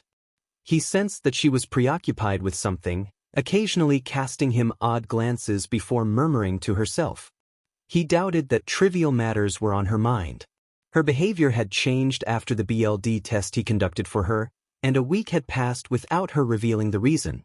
She only summoned him for raids into gates. After an hour and a half of travel, they arrived at a fork in the road, each path leading to a different area. With his heightened senses, 𝐷𝑜ng-suk could tell that one path had a higher concentration of mana, indicating that the boss was likely down the far left. Hitoshi suggested they split up, stating he would take the criminals to the middle section and encouraging 𝐷𝑜ng-suk to choose a path for himself to expedite their mission. Without waiting for a response, Hitoshi ordered the three criminals to move. Izuku decided to take the far left path with 𝐼𝐾𝐭, who nodded in agreement as he grasped her arm. 𝐷𝑜ng-suk noted that this left him with the right path, beckoning Quirk and Yuntae to follow him. As they separated, Izuku couldn't shake a sense of foreboding. 𝗪𝐿 emitted the same ominous vibes as the rhino creature they had previously defeated, a strong intent to kill radiating from the purple-haired man. Hitoshi observed the criminals as they battled the monsters. The three adversaries were lizards, easily defeated by 𝗏𝗏𝗏 and Kendo, which brought a smile to Hitoshi's face, knowing the two had finally become a couple after their previous hesitations. All three were C rank awakened, with the Lion Man just a few digits away from achieving B rank status, a setback for the feline man given his ambitions. As they ventured deeper, they encountered another group of goblins. The little green creatures were swiftly dispatched by the trio. Judging by their heavy breathing, it was clear they were fatigued from the fight, presenting the perfect opportunity for Hitoshi to engage them in conversation. He asked the three what they thought of the monsters, but they exchanged confused glances, unsure how to respond. 𝗪𝐴 recognized this reaction from his past victims. Some assumed it was a character test, while others were simply perplexed. Eventually, one of them spoke up, declaring the monsters weak. Another chimed in, likening the encounter to bullying children and expressing a twinge of guilt. The last remarked on how effortlessly they had fallen, merely requiring a bit of pressure to defeat. Hitoshi laughed, applauding their insights and agreeing that it was enjoyable to overpower those weaker than oneself. He then hinted at something even more thrilling, pulling out 2 hidden knives and taking the offensive. The bald criminal was the first to fall, taken by surprise as Shinso swiftly moved a dagger into his skull. The body slumped to the ground as he withdrew the blade. Another attempted to unleash a bolt of lightning, but Shinso was quicker, sending a dagger flying with a flick of his wrist. The multi-armed man screamed in pain before falling silent. The Lion Man proved to be the most challenging opponent, his powerful quirk and decent awakening making him a formidable threat. With his mane of hair protecting his neck, Shinso opted for a different target, severing the tendons in all 4 legs before targeting the man's eyes. His camouflage ability aided him significantly, proving more useful than the quirk inherited from his mother. The 3 kills took nearly 5 minutes to secure, and Shinso reveled in the thrill of the hunt, feeling he should have demanded more from the criminals, who had proven to be so easily defeated. Just as he was enjoying his success, an elderly voice interrupted his thoughts, praising his work. Tensing instinctively, Shinso turned to confront the speaker, recognizing that the voice did not belong to any of the criminals. He found himself facing a short, bald man hunched over the body of 𝐒𝐻𝐬, wearing goggles and displaying a disconcerting smile that radiated a chilling intent. Shinso's instincts, honed through past battles with intelligent beasts, kicked in. The man introduced himself as 𝐒𝐮𝐬, a renowned scientist known for his work on gates and dungeons. Shinso was puzzled as to why such a prominent figure would be present in this dangerous environment. 𝐒𝐮𝐬 casually inspected 𝐒𝐻𝐬's body, manipulating the jaw and teeth before expressing gratitude for Shinso's assistance, claiming he was scavenging for goodies and seeking more. Awakened individuals. As 𝐒𝐻𝐬 opened his white jacket, a peculiar red blob emerged, floating and moving in a way that suggested it was alive. Before Shinso could inquire further, the blob enveloped the deceased man. Sensing an opportunity, Shinso proposed a mutual exchange, suggesting that if he helped 𝐒𝐻𝐬, the scientist should reciprocate. 𝐒𝐻𝐬's demeanor shifted as he released an overwhelming pressure, a magical energy that surpassed even that of All Might.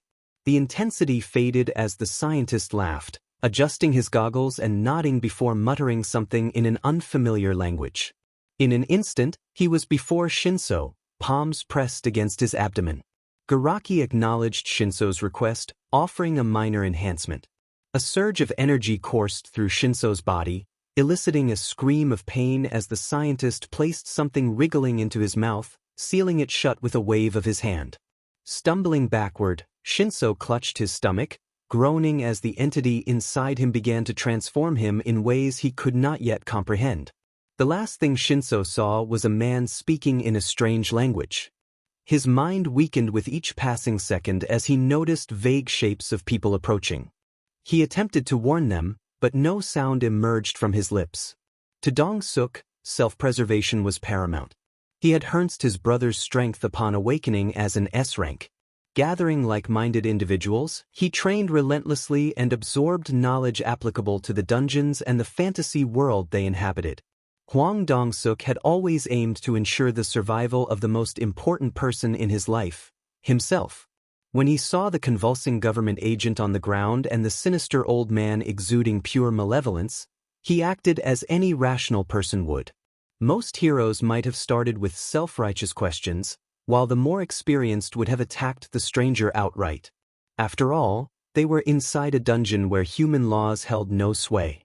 However, considering the deceased nearby and a red mass consuming the bodies, he decided a different course of action was necessary. Dong-suk bolted away, urging his companion to run. Q Hwang, his loyal right-hand man, quickly conjured a ball of light, a makeshift flashbang designed to blind their enemies. The creature before them was unlike anything Dong-suk had ever encountered. He realized instinctively that they had no chance of winning. Their only hope lay in regrouping with the others. Surely their combined strength would make a difference. As they ran, 𝐼𝐻 activated his personal skill, Enhance. His skin turned red, scales forming as part of his quirk. With both Enhance and 𝗟𝗟 active, he felt prepared to withstand any damage. He leapt forward, recalling the athleticism he had once displayed on his school's sports team. He had just begun to turn his life around, and he refused to be denied. Upon landing, 𝐼𝐻 turned to see the other two. A chill ran through him as he saw 𝐸𝐴's body, gruesomely torn apart, with magical chains binding the upper half. 𝐸𝐴 struggled to speak, choking on his own blood. 𝐾 met a similarly tragic fate, a magenta energy spear piercing his head, leaving his body lifeless. 𝐼𝐻's body tensed when the stranger appeared before him, sword raised and shield ready for defense. He glanced back, noticing the elderly man approaching leisurely. Had he created a clone? Was he a false ranker? So many questions flooded his mind. The stranger revealed his intentions, boasting about harvesting quirks from human bodies. A bright magenta light flared into existence, taking the shape of a sword. He seemed to relish the impending confrontation. In another part of the dungeon, Izuku stood in shock, realizing the beast before him was dead. The gash across its neck and the gaping hole in its belly revealed the brutality of its demise. He had never cared much for magic beasts, but the sight of the corpse suggested a horrific slaughter. The guards surrounding the monster lay equally torn apart, caught off guard and unable to react. Scar and Azula, sensing the ominous atmosphere, appeared uncomfortable. The chamber was drenched in remnants of violence, a stark reminder of the hobgoblin boss-level monster that would typically be accompanied by fierce goblin berserkers. These creatures were known for their savage nature, capable of devastating destruction. All the goblins and the hobgoblin had met a gruesome end, leaving Izuku to ponder who could have done this. The thought frightened him, especially after their encounter with the magic sword. Should they leave now? Izuku wondered, glancing at his companions. While he was preoccupied with the unsettling revelation, his intellectual friend was busy examining the hobgoblin's notes. This particular hobgoblin had chosen the path of shamanhood, unlike most who became warriors. Izuku struggled to understand the runic language, finding no interest in deciphering their scribbles. Meanwhile, Psycho eagerly sifted through the scrolls, which appeared to be made of leather. He caught a glimpse of studies on magic beasts and their species, noting how goblins used natural materials to document their findings. Magic scrolls containing spells were crafted from the hides of certain magical creatures. Theories about the goblins' motivations lacked concrete proof, as they were more focused on destruction than understanding. Scar slithered over, rubbing his cool, scaly head against Izuku's palm, while Azula, less subtle, fixated on the corpses, her forked tongue flicking back and forth. Izuku estimated that the hobgoblin and the 4 goblin berserkers would make a fine meal. Despite his fear, he recognized the importance of not wasting food. However, he felt it would be unfair to let Scar and Azula feast on kills that weren't theirs. Azula had gained 6 levels, while her brother had leveled up 7 times. In addition to that, he was uncertain when the Goblin Slayer would return. It would be unwise to be caught off guard. After all, it was a humiliating way to meet one's end. Izuku decided that his companion would be dining with their siblings. This was one of the most unusual methods of summoning familiars he had encountered. Most practitioners would use a charm or talisman to call upon a beast, while some would channel the entity through their own bodies. However, he was employing an unorthodox approach. As energy flowed into his hand, bones lengthened and muscles expanded, transforming his nails into claws capable of slicing through flesh with ease. A downward swing through the empty air created a rift in space. Soon, 3 serpents slithered into view, appearing confused until the 2 eldest began hissing at them. Azula lunged at one of the fallen goblins, swallowing the deceased creature whole. While the serpent fed, Izuku set to work removing the armor and weapons from the other berserker. They were no longer needed, and a hero like him required new gear. He had been meaning to acquire a new pair of gauntlets. Undoing the leather straps and harnesses was straightforward, having practiced this task during previous raids. The collection team should be relatively safe, Some members were capable of defending themselves, and they were trained to flee if things went awry. It was a selfish but necessary measure to prevent further casualties, given the unpredictable nature of a gate. There were parasitic insects that could control bodies and werewolves that could transform a hero's team into feral servants. Even worse were vampires raising armies of ghouls or 𝐼𝐼𝐬𝐽 summoning the undead. The variety of terrifying monsters was staggering.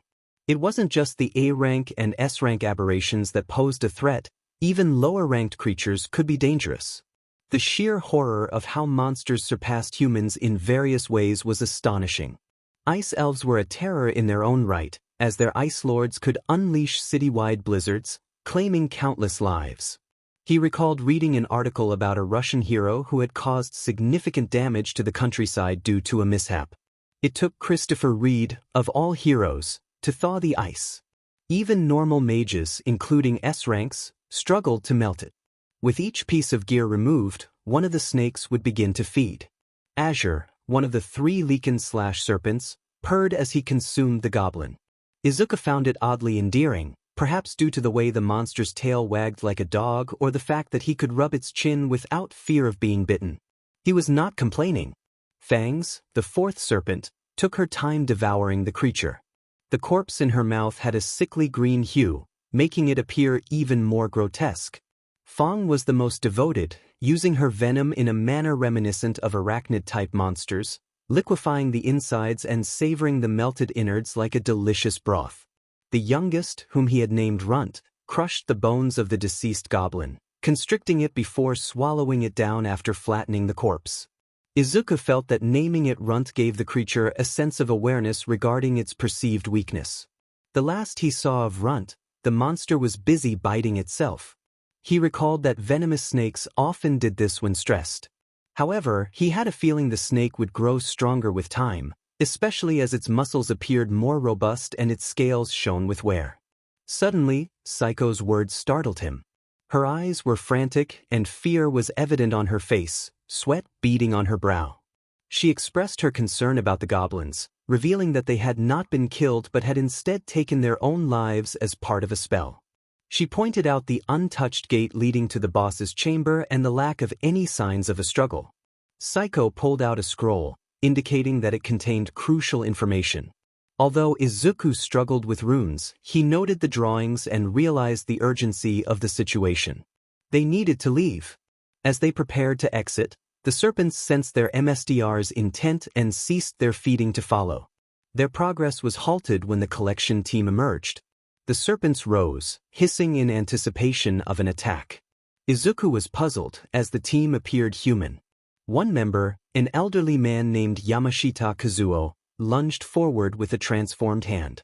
Izuku swiftly ducked beneath the sharp blade, twisting his body and transforming his hands and legs into those of a werewolf. He struck with precision, cleaving the man in half, the 2 halves collapsing to the ground. Izuku demanded to know the meaning of this sudden aggression, but instead of answering, the collection team began to convulse violently. Their muscles expanded, their bodies growing in size, and their clothes tore apart due to the rapid transformation. The fair skin of the humans darkened until only their tattered breaths remained. Some grew tall and muscular, while others became small and lean, with a few sporting multiple tails and others developing spikes for hands. The most striking feature was the exposed brains of the transformed individuals, visible for all to see. The members of the collection team had morphed into a new species of magic beast, and he did not recognize any of them.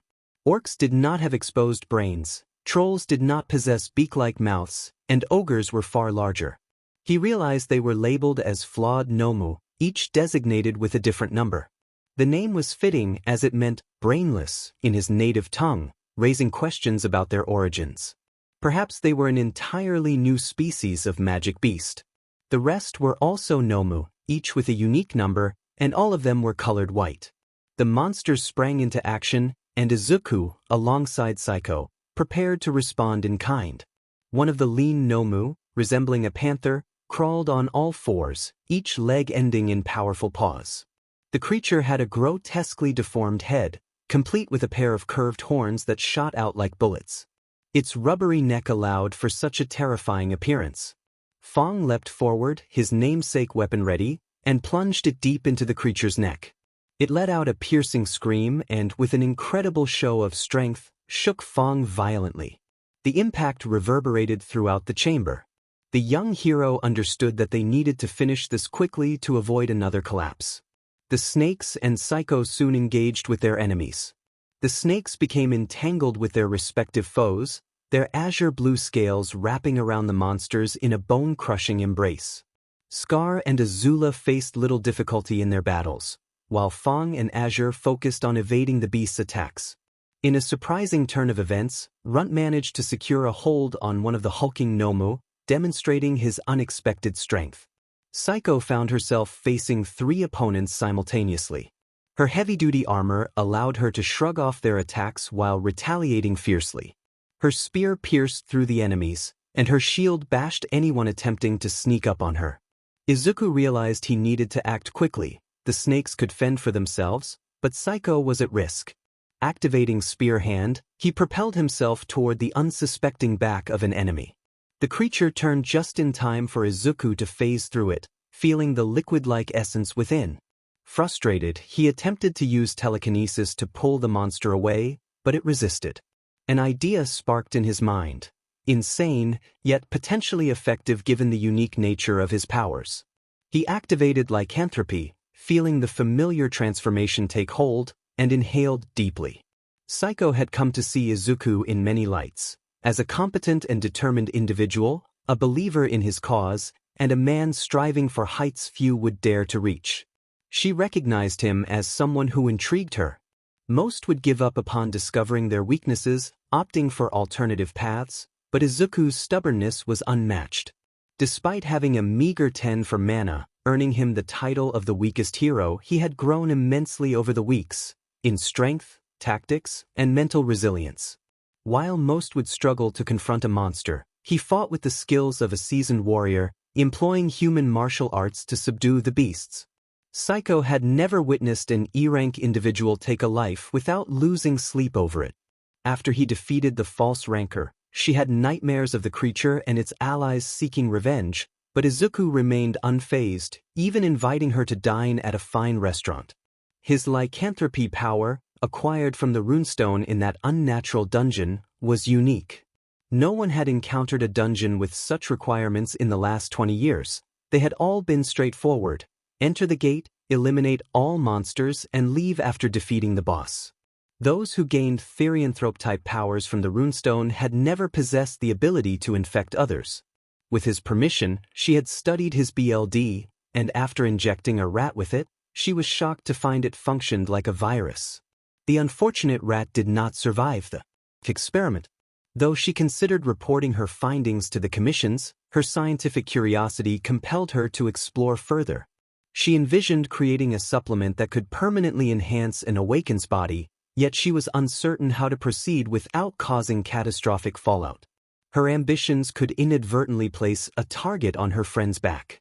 Her longing to see Izuku grow intensified when he summoned several beasts through a red portal. One of the strange monsters, as he described it, shot out a disturbing viscous saliva that hissed ominously, indicating its acidic nature. After consuming a considerable amount of tea, she hurled her spear, anticipating another attack. The spear struck true, tearing apart the monster's jaw, leaving it unable to close its mouth. As acid began to drip onto the ground, the creature writhed in agony, trying to extinguish the corrosive substance. Another beast, resembling a gorilla, charged at her with a menacing grin. Psycho anticipated its move, dodging to the side and activating her gauntlet. The weapon hummed ominously, causing the creature to scream in pain. Realizing the third monster had vanished while it was distracted, she increased the power of her attack, piercing the creature's heart. The bloodied spear returned to her hand, revealing a heart that resembled a human's but was 3 times its size and oddly deformed, an intriguing specimen. Grateful for the advancements of science, Psycho leaped down onto the ape-like monster, her iron shield crushing its skull. She then scanned the area for the last remaining creature, noticing that her friend's snakes were busy dispatching the others. She hoped to get Izuku to cooperate before the remaining foes could regroup. Suddenly, dark shadows loomed beneath her, causing her heart to sink as she anticipated an attack. However, the blow never came. Turning around, she was shocked to see the liquid-like beast shrinking in size as Izuku inhaled deeply, drawing the water into himself. The creature eventually leaped away, reforming its corporeal shape, only to meet a swift end at the jaws of one of the serpents. As the body fell, 𝐼𝐼𝐬 resolved to seek therapy after this ordeal was over. The level of brutality was overwhelming even for her, and she had seen her fair share of chaos by the age of 12. Izuku was asked to instruct his creatures not to consume the bodies, as they might be needed for further examination. He agreed, utilizing his newfound powers, which included lycanthropy, telekinesis, and an incredible mental resilience, along with a unique ability to control animals. She had not taken BLD samples or conducted thorough research, but she had never encountered snakes with fur before. It was perplexing yet captivating. He commanded the creatures not to eat the 𝐻𝐼𝐻𝐬 and to carry them through the portal he conjured. She was skeptical about the existence of an actual gate, but the others accepted it as a mage's ability, unaware that most mages could not create a special dimension for their familiars. Summoning was a complex and lengthy process, with few permitted to learn it due to the unpredictable nature of spirits. 𝐼𝐼𝐬 expressed curiosity about the name 𝐻𝐼𝐻𝐬, finding it a bit on the nose but understandable. Izuku explained that they had brains but were savage in behavior, making the name fitting. 𝐼𝐼𝐬 nodded, sensing a change in him, though she couldn't determine whether it was for better or worse. The psychology of the awakened was unpredictable, as even the most benign had their quirks, a necessary trait for coping with the stress of battling magic beasts. The work progressed quickly, as the serpents were both strong and intelligent. They collected the bodies and transported them efficiently. With the revelation that the entire collection team was a facade, they had additional burdens to carry, but it was manageable. Once they finished, Izuku and 𝐼𝐼𝐬 exited the chambers, planning to regroup with their remaining allies. 𝐼𝐼𝐬 was uneasy about collaborating with the lizard-like individuals, but Izuku insisted they could change. She hoped he was right, as her reputation was at stake. Any misbehavior from them could ruin her credibility. Suddenly, the ground began to tremble, causing confusion for 𝐼𝐼𝐬, while Izuku, still in werewolf form, tensed. She suspected the cause and soon discovered it when the wall to their left collapsed. 𝐼𝐼𝐬's quirk, IQ, allowed her to enhance her intelligence, and through experimentation, she learned that certain teas could amplify specific brain functions. The tea she had consumed improved her senses, granting her acute hearing and sight comparable to an A-rank ranger and a skilled assassin. She urged everyone to retreat inside, rushing into the boss chamber first, with Izuku following closely behind. He attempted to secure the gate using his magical abilities, but it did not form a solid barrier. The heavy double doors, made of welded steel, were soon overwhelmed, crumbling under the weight of whatever was crashing through. The last thing she saw was 𝐼𝐻𝐬, his body covered in red scales and wounds, being pursued by a grotesque creature, a massive worm with an unusual mop of purple hair. He reached out for help, and without hesitation, Izuku grasped his hand, pulling him into a protective embrace as they retreated further into the chamber. The space was vast, reminiscent of the arena from weeks prior. Izuku and 𝐼𝐼𝐬 positioned themselves on the throne of the fallen hobgoblin, a large chair made of wood and fur, allowing them a clear view of the approaching beast. The throne was adorned with the bones of werewolves and other magic beasts, likely trophies from past victories. The beast thrashed at the entrance, unable to fit through due to its size, causing vibrations that damaged the surroundings. Izuku realized it might be larger than it appeared. The creature's head was exposed, revealing its brain, and the familiar purple hair was styled in a way he recognized. It resembled a red petal worm, but the purple hair made it look odd. Additionally, this breed did not typically have numerous hands and eyes lining its bloated body, nor did it glow red when preparing an attack, indicating it might lack that ability. The creature let out a horrifying scream before retreating, and Izuku sensed they should not let it escape. He quickly commanded 𝐼𝐼𝐬 to assist him as he tore open a portal and summoned the snakes to converge on the creature. With a powerful leap, Izuku's claws struck the beast before he withdrew. He noticed a floating text box above the creature's head indicating its identity as a lower-tier Nomu, Hitoshi Shinso. Struggling to focus on this critical detail, Izuku attempted to reason with the former human. The others were ready to eliminate him, but he hoped to appeal to whatever humanity remained within. He urged the creature to stop, but it seemed unresponsive. His assumption was confirmed when a pink stalk moved, revealing an eye that blinked at him before shooting a viscous red liquid. Reflexively, he raised his hand, feeling irritation from the substance. A silent gratitude washed over him for the blessing that negated the poison, a lifesaver given his encounters with poison users. The monster began to thrash violently, encountering resistance from the 5 serpents he had released. Scar and Azula fought back, using their hard scales and strength to counter the Nomu's movements. Izuku could not predict the beast's intentions, but its name color indicated it surpassed the rank of B, possibly another A-rank magic beast. Whatever the case, its rampage needed to be halted. Coating his hand in mana, Izuku moved his claws into the creature's abdomen, encountering an unexpected level of resistance, akin to thick, unpleasant jelly. The creature's skin and fat absorbed his attack, rendering it ineffective. Sharp claws and fangs were useless against the beast. Izuku glanced back at the metal door, then leaped down and summoned it toward him. The door sailed past the werewolf and struck the monster from behind. It hit hard, embedding itself deep into the creature's flesh before bursting out with renewed force. Izuku ducked but maintained his connection, guiding the door to crash into the ceiling. He felt a moment of relief before refocusing on the beast.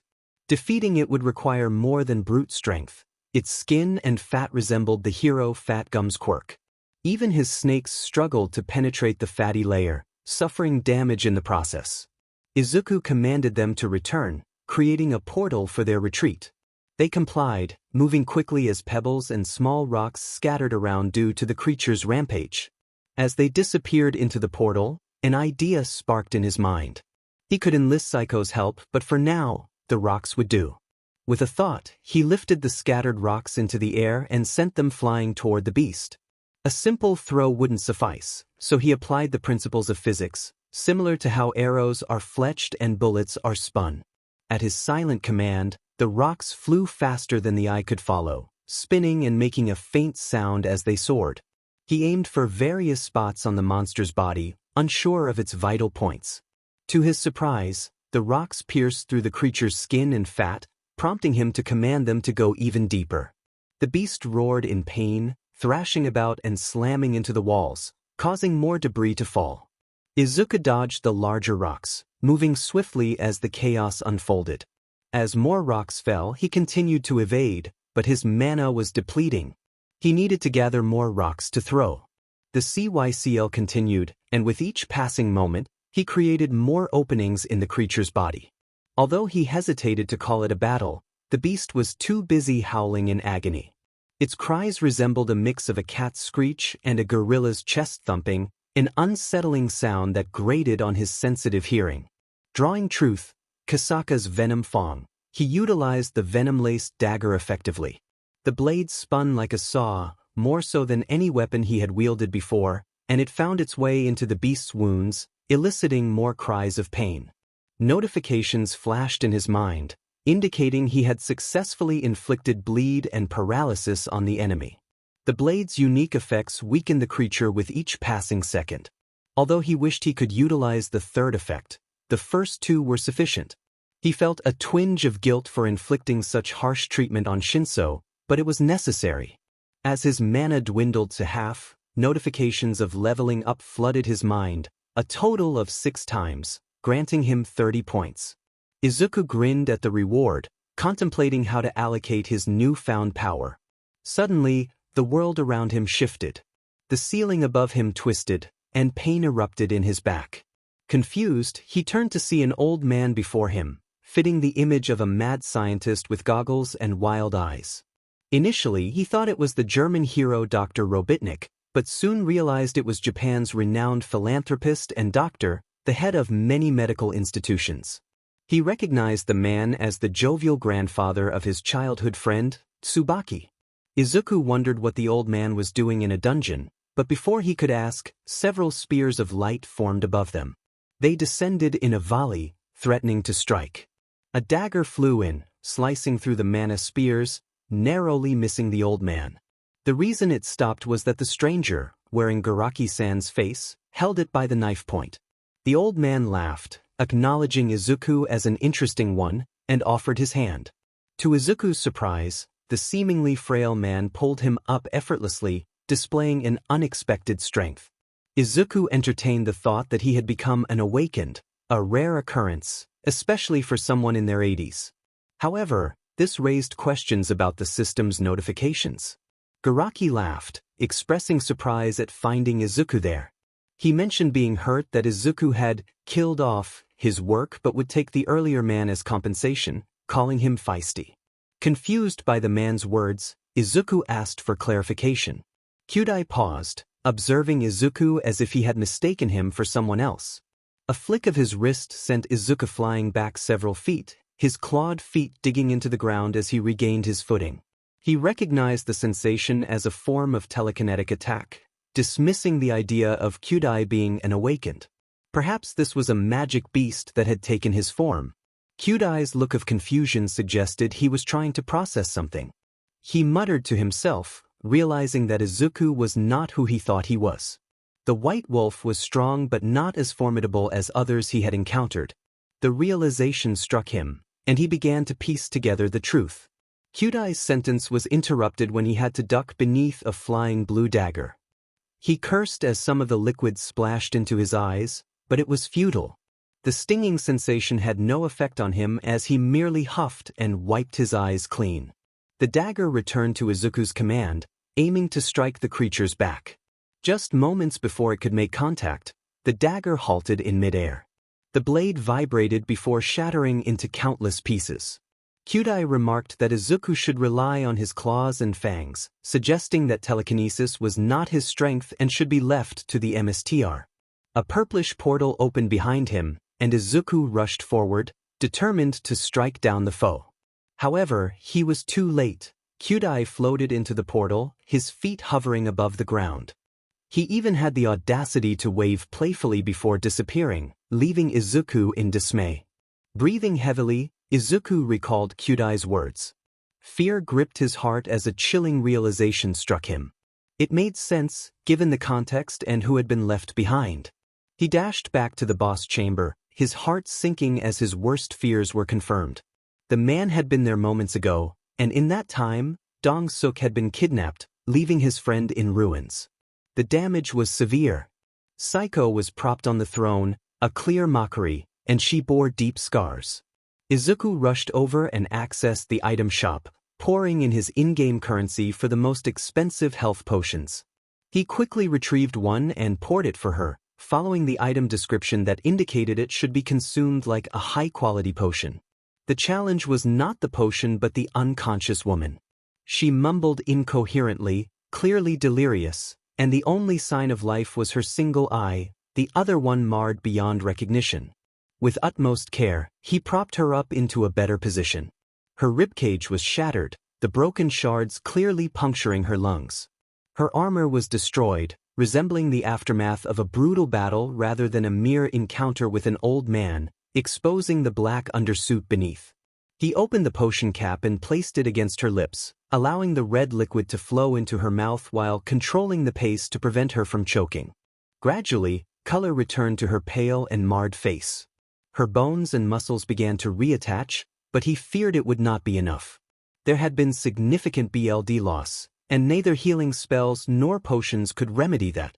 Only the most powerful support-type heroes could achieve such feats. With Washi-Wash absent, he had to resort to another method. The hospital was his only hope now. Her chest heaved slowly, a sign that she was losing strength with each passing moment. He briefly laid his ear against her chest, relieved to hear faint heartbeats, but they were weak. He held her gently, ensuring she felt comfortable, and a part of him prayed for her recovery. With powerful legs tightening into a runner's stance, he burst into action, moving faster than he ever had before. Meanwhile, Hwang Dong-suk awoke with an excruciating headache, feeling as if he had taken a grenade to the face. Blinking a few times, he attempted to move but found his limbs unresponsive. It took him a moment to comprehend his situation. He was bound to a table with leathery cuffs around his wrists and ankles. The material was unlike anything he had seen before, resembling the skin of a living creature rather than any metal found in the dungeon. Runic symbols adorned the cuffs, some of which he recognized from his past experiences, typically used to restrain traitors. The table was positioned so he could observe his surroundings. Luminous crystals hung above him, fixed into an ornate chandelier. The glowing mana crystals provided enough light for him to take in the horrifying scene around him. He felt a mix of relief and dread as he realized what lay before him. The place resembled a mad scientist's lair, filled with bizarre and grotesque contraptions scattered about. Tables and benches held unfortunate souls tied down and subjected to horrific experiments. Some were humans, while others were various species of magic beasts, orcs, nagas, goblins, and more.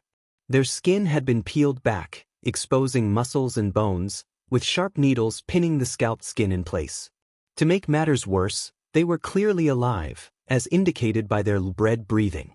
One Cyclops, a B-rank humanoid-type magic beast known for its durability, had its head exposed, with its bluish brain visible and connected to a large machine. The sound of approaching footsteps made Dong-suk hold his breath, realizing that the supposedly kind-hearted doctor was entering the room. He recalled that this man was the one responsible for the horrors he had witnessed. Whatever he was beyond an S-ranker. His strength was inhumane. A pleasant smile adorned the man's face, his doctor's uniform replaced by a purple robe with silver and black trimmings. It would have been charming if Dong-suk could ignore the decapitated head of a scarlet lion in the man's hand, which somehow remained alive, purring as he stroked it playfully. The man approached Dong-suk, inspecting his body with a disturbing curiosity. If he could, Dong-suk would have retaliated.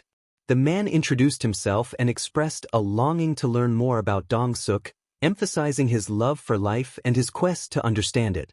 He claimed to wish to uncover the inner workings of their world, created solely through the power of the absolute being. Dong-suk found himself bewildered by the stranger's presence, questioning if this individual was truly one of God's angels. Before his life took a dark turn, Dong-suk had never placed much faith in any religion, despite his late grandmother's devotion to Buddhism. His thoughts drifted to the biblical God, but he quickly realized that his words had elicited laughter from the stranger. Initially, Dong-suk felt a flicker of hope, nervously chuckling in response, but that hope was swiftly extinguished. The man demonstrated his telekinetic power in a chilling display, effortlessly crushing a lion's head, leaving nothing but a small, pulsing sphere of energy. With a flick of his wrist, he sent the sphere flying toward a creature named 𝐼𝐻𝐬, who eagerly snatched it with a long, pink tongue and swallowed it whole. Dong-suk's heart raced as he contemplated whether he should cry out for mercy. The stranger, 𝐻𝐬, reassured him that there was no need for forgiveness, revealing that he was something far worse than an emissary of God. As Dong-suk was lifted off the ground, he was taken through a long corridor lined with expertly crafted entrances, each leading to different rooms. Peeking into one, he was met with a sight that made him feel ill. Monsters mutated into grotesque forms were confined within. As they continued down the corridor, the number of monstrous corpses dwindled, only to be replaced by the bodies of deceased humans. Dong-suk's heart sank as he realized the shared deformities among the dead, a creeping fear settling in. The sheer scale of death and decay was unlike anything he had ever witnessed. He couldn't shake the thought that if one room held experiments, then the others were filled with nothing but lifeless bodies. He pondered the fate of those trapped in closed dungeons, recalling stories of heroes who had vanished without a trace. Among the bodies, he recognized a well-known Korean hero, his jaw replaced by a beak, but the costume was unmistakable. The thought of those he had killed over the years haunted him, making him feel nauseous. No one deserved such brutality. 𝐻𝐬's voice cut through his thoughts, dismissing Dong-suk's self-recrimination. He remarked on how little South Korea had to offer, aside from a few E-rank heroes and some children with unique abilities. The realization that he had contributed to the suffering of so many weighed heavily on Dong-suk. Their journey culminated at the end of the hallway, where they entered a vast room illuminated by the same eerie light. Inside, massive vats filled with murky liquid loomed, with figures floating within. 𝐼𝐸 braced himself for what was to come, feeling a profound emptiness. There was no point in screaming or resisting. 𝐾𝐮𝐦𝐦 expressed his gratitude for 𝐼𝐸's services, revealing that it was time for his reward, all while brandishing a scalpel. Meanwhile, Izuku waited anxiously outside the operating room, his heart racing as he anticipated the outcome. He had rushed to the hospital, skillfully navigating through traffic and crowds, drawing the attention of nearby heroes who quickly backed off after he explained the situation. Bursting through the entrance startled the hospital staff, and civilians panicked at the sight of him, a reaction fueled by recent monster outbreaks. To alleviate concerns, he transformed back to his human form, and the nurses thanked him before rushing to assist the woman he had brought in. As they worked to save her, Izuku filled out the necessary forms, noting that her parents were away on a business trip. He borrowed the hospital's phone to inform the commission about the events that had unfolded in the dungeon. When the lights dimmed and the doors opened, the lead doctor emerged, resembling the man who had attacked them earlier. Izuku felt a wave of discomfort wash over him at the sight of the bird-like doctor. The doctor confirmed Izuku's identity and praised him for his quick actions in bringing the woman to the hospital. Aside from shock and blood loss, she would likely recover, though the doctor advised that she should refrain from hero work for a while. Izuku raised an eyebrow at the doctor's assessment, feeling it was a bit harsh. The doctor informed him that the woman was now resting and suggested he let her be. With a sense of relief at her survival, Izuku sat on a bench, contemplating the fate of 𝐼𝐸 and the others. As the gate had begun to close behind him, he feared the worst for them. Now, he awaited the arrival of the commission agents, knowing they would seek information from 𝐒𝐮𝐽, leaving his mother to wait for news. He had been meaning to update her on everything that had happened over the past few weeks. Reflecting on the battle against 𝐼𝐸 made him acutely aware of his own weaknesses. The level of strength displayed by that man was undoubtedly on par with an S rank. 𝐼𝐸 had easily withstood Kisaka's poison, and Izuku's weapon had shattered during the fight. It was nothing more than scrap metal now, which he had sold at the item shop. Izuku felt a strong urge to become stronger and to practice using weapons effectively. He could no longer rely solely on his lycanthropy. His telekinesis also needed refinement. Every skill in his arsenal required sharpening if he hoped to turn the tide in future confrontations. One detail stood out to him: there had been no notification prompting him to strike down the stranger. The notion that the system would concern itself with a human celebrity seemed absurd, so he dismissed it. Perhaps the monster had something to do with it. He had acted surprised, raising his hands to his cheeks and pressing them firmly against his face. He needed to shake off his doubts and concentrate on his growth. First, he had to allocate his stat points. The higher his numbers, the stronger he would become. He aimed to boost his strength into the triple digits, with everything else following suit. Allocating 20 points to strength, he directed the remainder into intelligence. If his understanding of the system's empowerment was correct, he might be eligible for a re-evaluation. It was time for him to achieve a higher rank. Remaining a D rank in the eyes of the government was unacceptable. The next challenge was his equipment. The best weapon to 𝐼𝐸 would be a mace, blunt, powerful, and relatively easy to learn, based on what he had gathered. Seeking Kirishima's assistance would be wise. Exploring artifacts that could enhance his abilities would also be beneficial. A couple of rings to boost his movement speed could provide long-term support. Before long, the commission agents arrived. 𝐼𝐸, with his familiar wavy blonde hair, appeared more fatigued than usual. Accompanying him was a seemingly ordinary black-haired girl with no notable features. 𝐼𝐸 apologized for their tardiness, explaining they had been understaffed recently. Izuku reassured him that it was no problem, they weren't late and were not obligated to drop everything for him. 𝐼𝐸 requested to hear what had happened, and Izuku complied. He recounted the events in detail, starting with their separation, the discovery of the magic beast's remains, and the eventual encounter with a mutated Hitoshi Shinso. 𝐼𝐸's eyes widened in shock upon hearing about Shinso, and they exchanged a look that suggested a silent conversation between them, as if they were agreeing on something Izuku couldn't comprehend.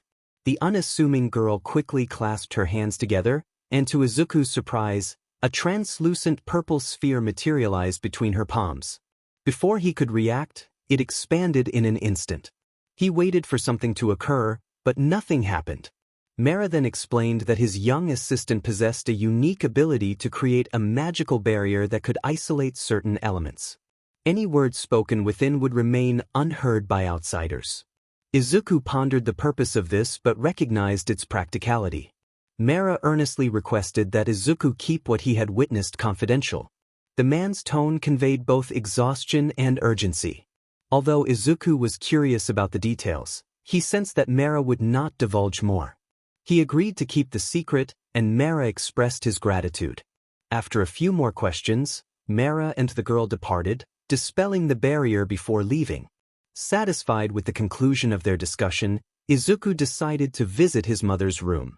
The walk was brief, as they were on the same floor, taking no more than 5 minutes. Spending time with his bedridden mother helped clear his mind and soothe his heart. Initially, it felt strange to talk to a woman who wouldn't respond, but he soon learned to ignore that discomfort. He held on to the hope that she might one day miraculously recover, a notion that, while unlikely, was better than despair. As he opened the door, he accidentally bumped his forehead against the metallic frame. Stumbling back, not from pain but from surprise, he realized with dismay that he had grown significantly larger. Was it due to Candiaru's blessing and its powerful healing factor? Did its properties extend to the changes brought on by his transformation? The transformation had once caused him minor discomfort, but he had endured worse injuries in battle. The sensation of his body shifting had felt like a gentle prick, easy to ignore if one knew how. This growth explained why his clothes felt tighter. He would need new attire, practical clothing that could accommodate his transformations. He wondered if the item shop had what he needed. Entering the room, he saw the green-haired woman resting on the bed. The flowers had been replaced, and the essence stone powering her machine had been swapped out. Regular payments were necessary to ensure she remained stable. The nurses had likely changed her clothes as they did daily, and had even bathed her to prevent any mishaps during sleep. He always made it a priority to pay on time, as the entire service had cost him nearly 4 million yen, forcing him to survive on bland crackers. Now, he could finally relax a little, or perhaps he could indulge in a bite of a magic beast. Taking a seat, he began to share the events that had unfolded. He spoke to her as if she could hear him, recounting the day he had experienced. After about an hour of conversation, the nurses kindly allowed him to remain undisturbed, making no comments about his actions. Meanwhile, Gray sneezed, wiping his nose with a handkerchief, a trail of green mucus following. 𝗟𝗏, appearing in his human form with flowing red hair, commented on the sneeze. Gray dismissed him, irritated. Gray expressed his disdain for human customs, discarding a filthy tissue. Following their battle against 2 humans, he and his companion had chosen to remain hidden, moving from place to place to avoid capture. Their appearance helped, as the humans were searching for a massive werewolf rather than 2 ordinary individuals, even if one had heavy makeup and the other sported a biker aesthetic. The duo found refuge in a town in Kyushu. They had recently indulged in a feeding frenzy, overpowering local heroes and townsfolk after a successful raid. They had liberated the inhabitants of a gate, a small pack known as the Howling Winds and a herd called the Crowns of Wrath. This task had been challenging, requiring the assistance of a warlock from the Transfiguration Army, who had initially rejected their plea for help. To their surprise, the one who ultimately responded was a rather unusual figure, directing them to the second-in-command of the greatest mage in the chaos world. The ever-shifting halls of change were as perplexing as they were frustrating. Each monarch, the powerful lords of chaos, possessed a personal realm designed by the creator. Their king, the greatest hunter on earth, was granted a appealing verdant forest that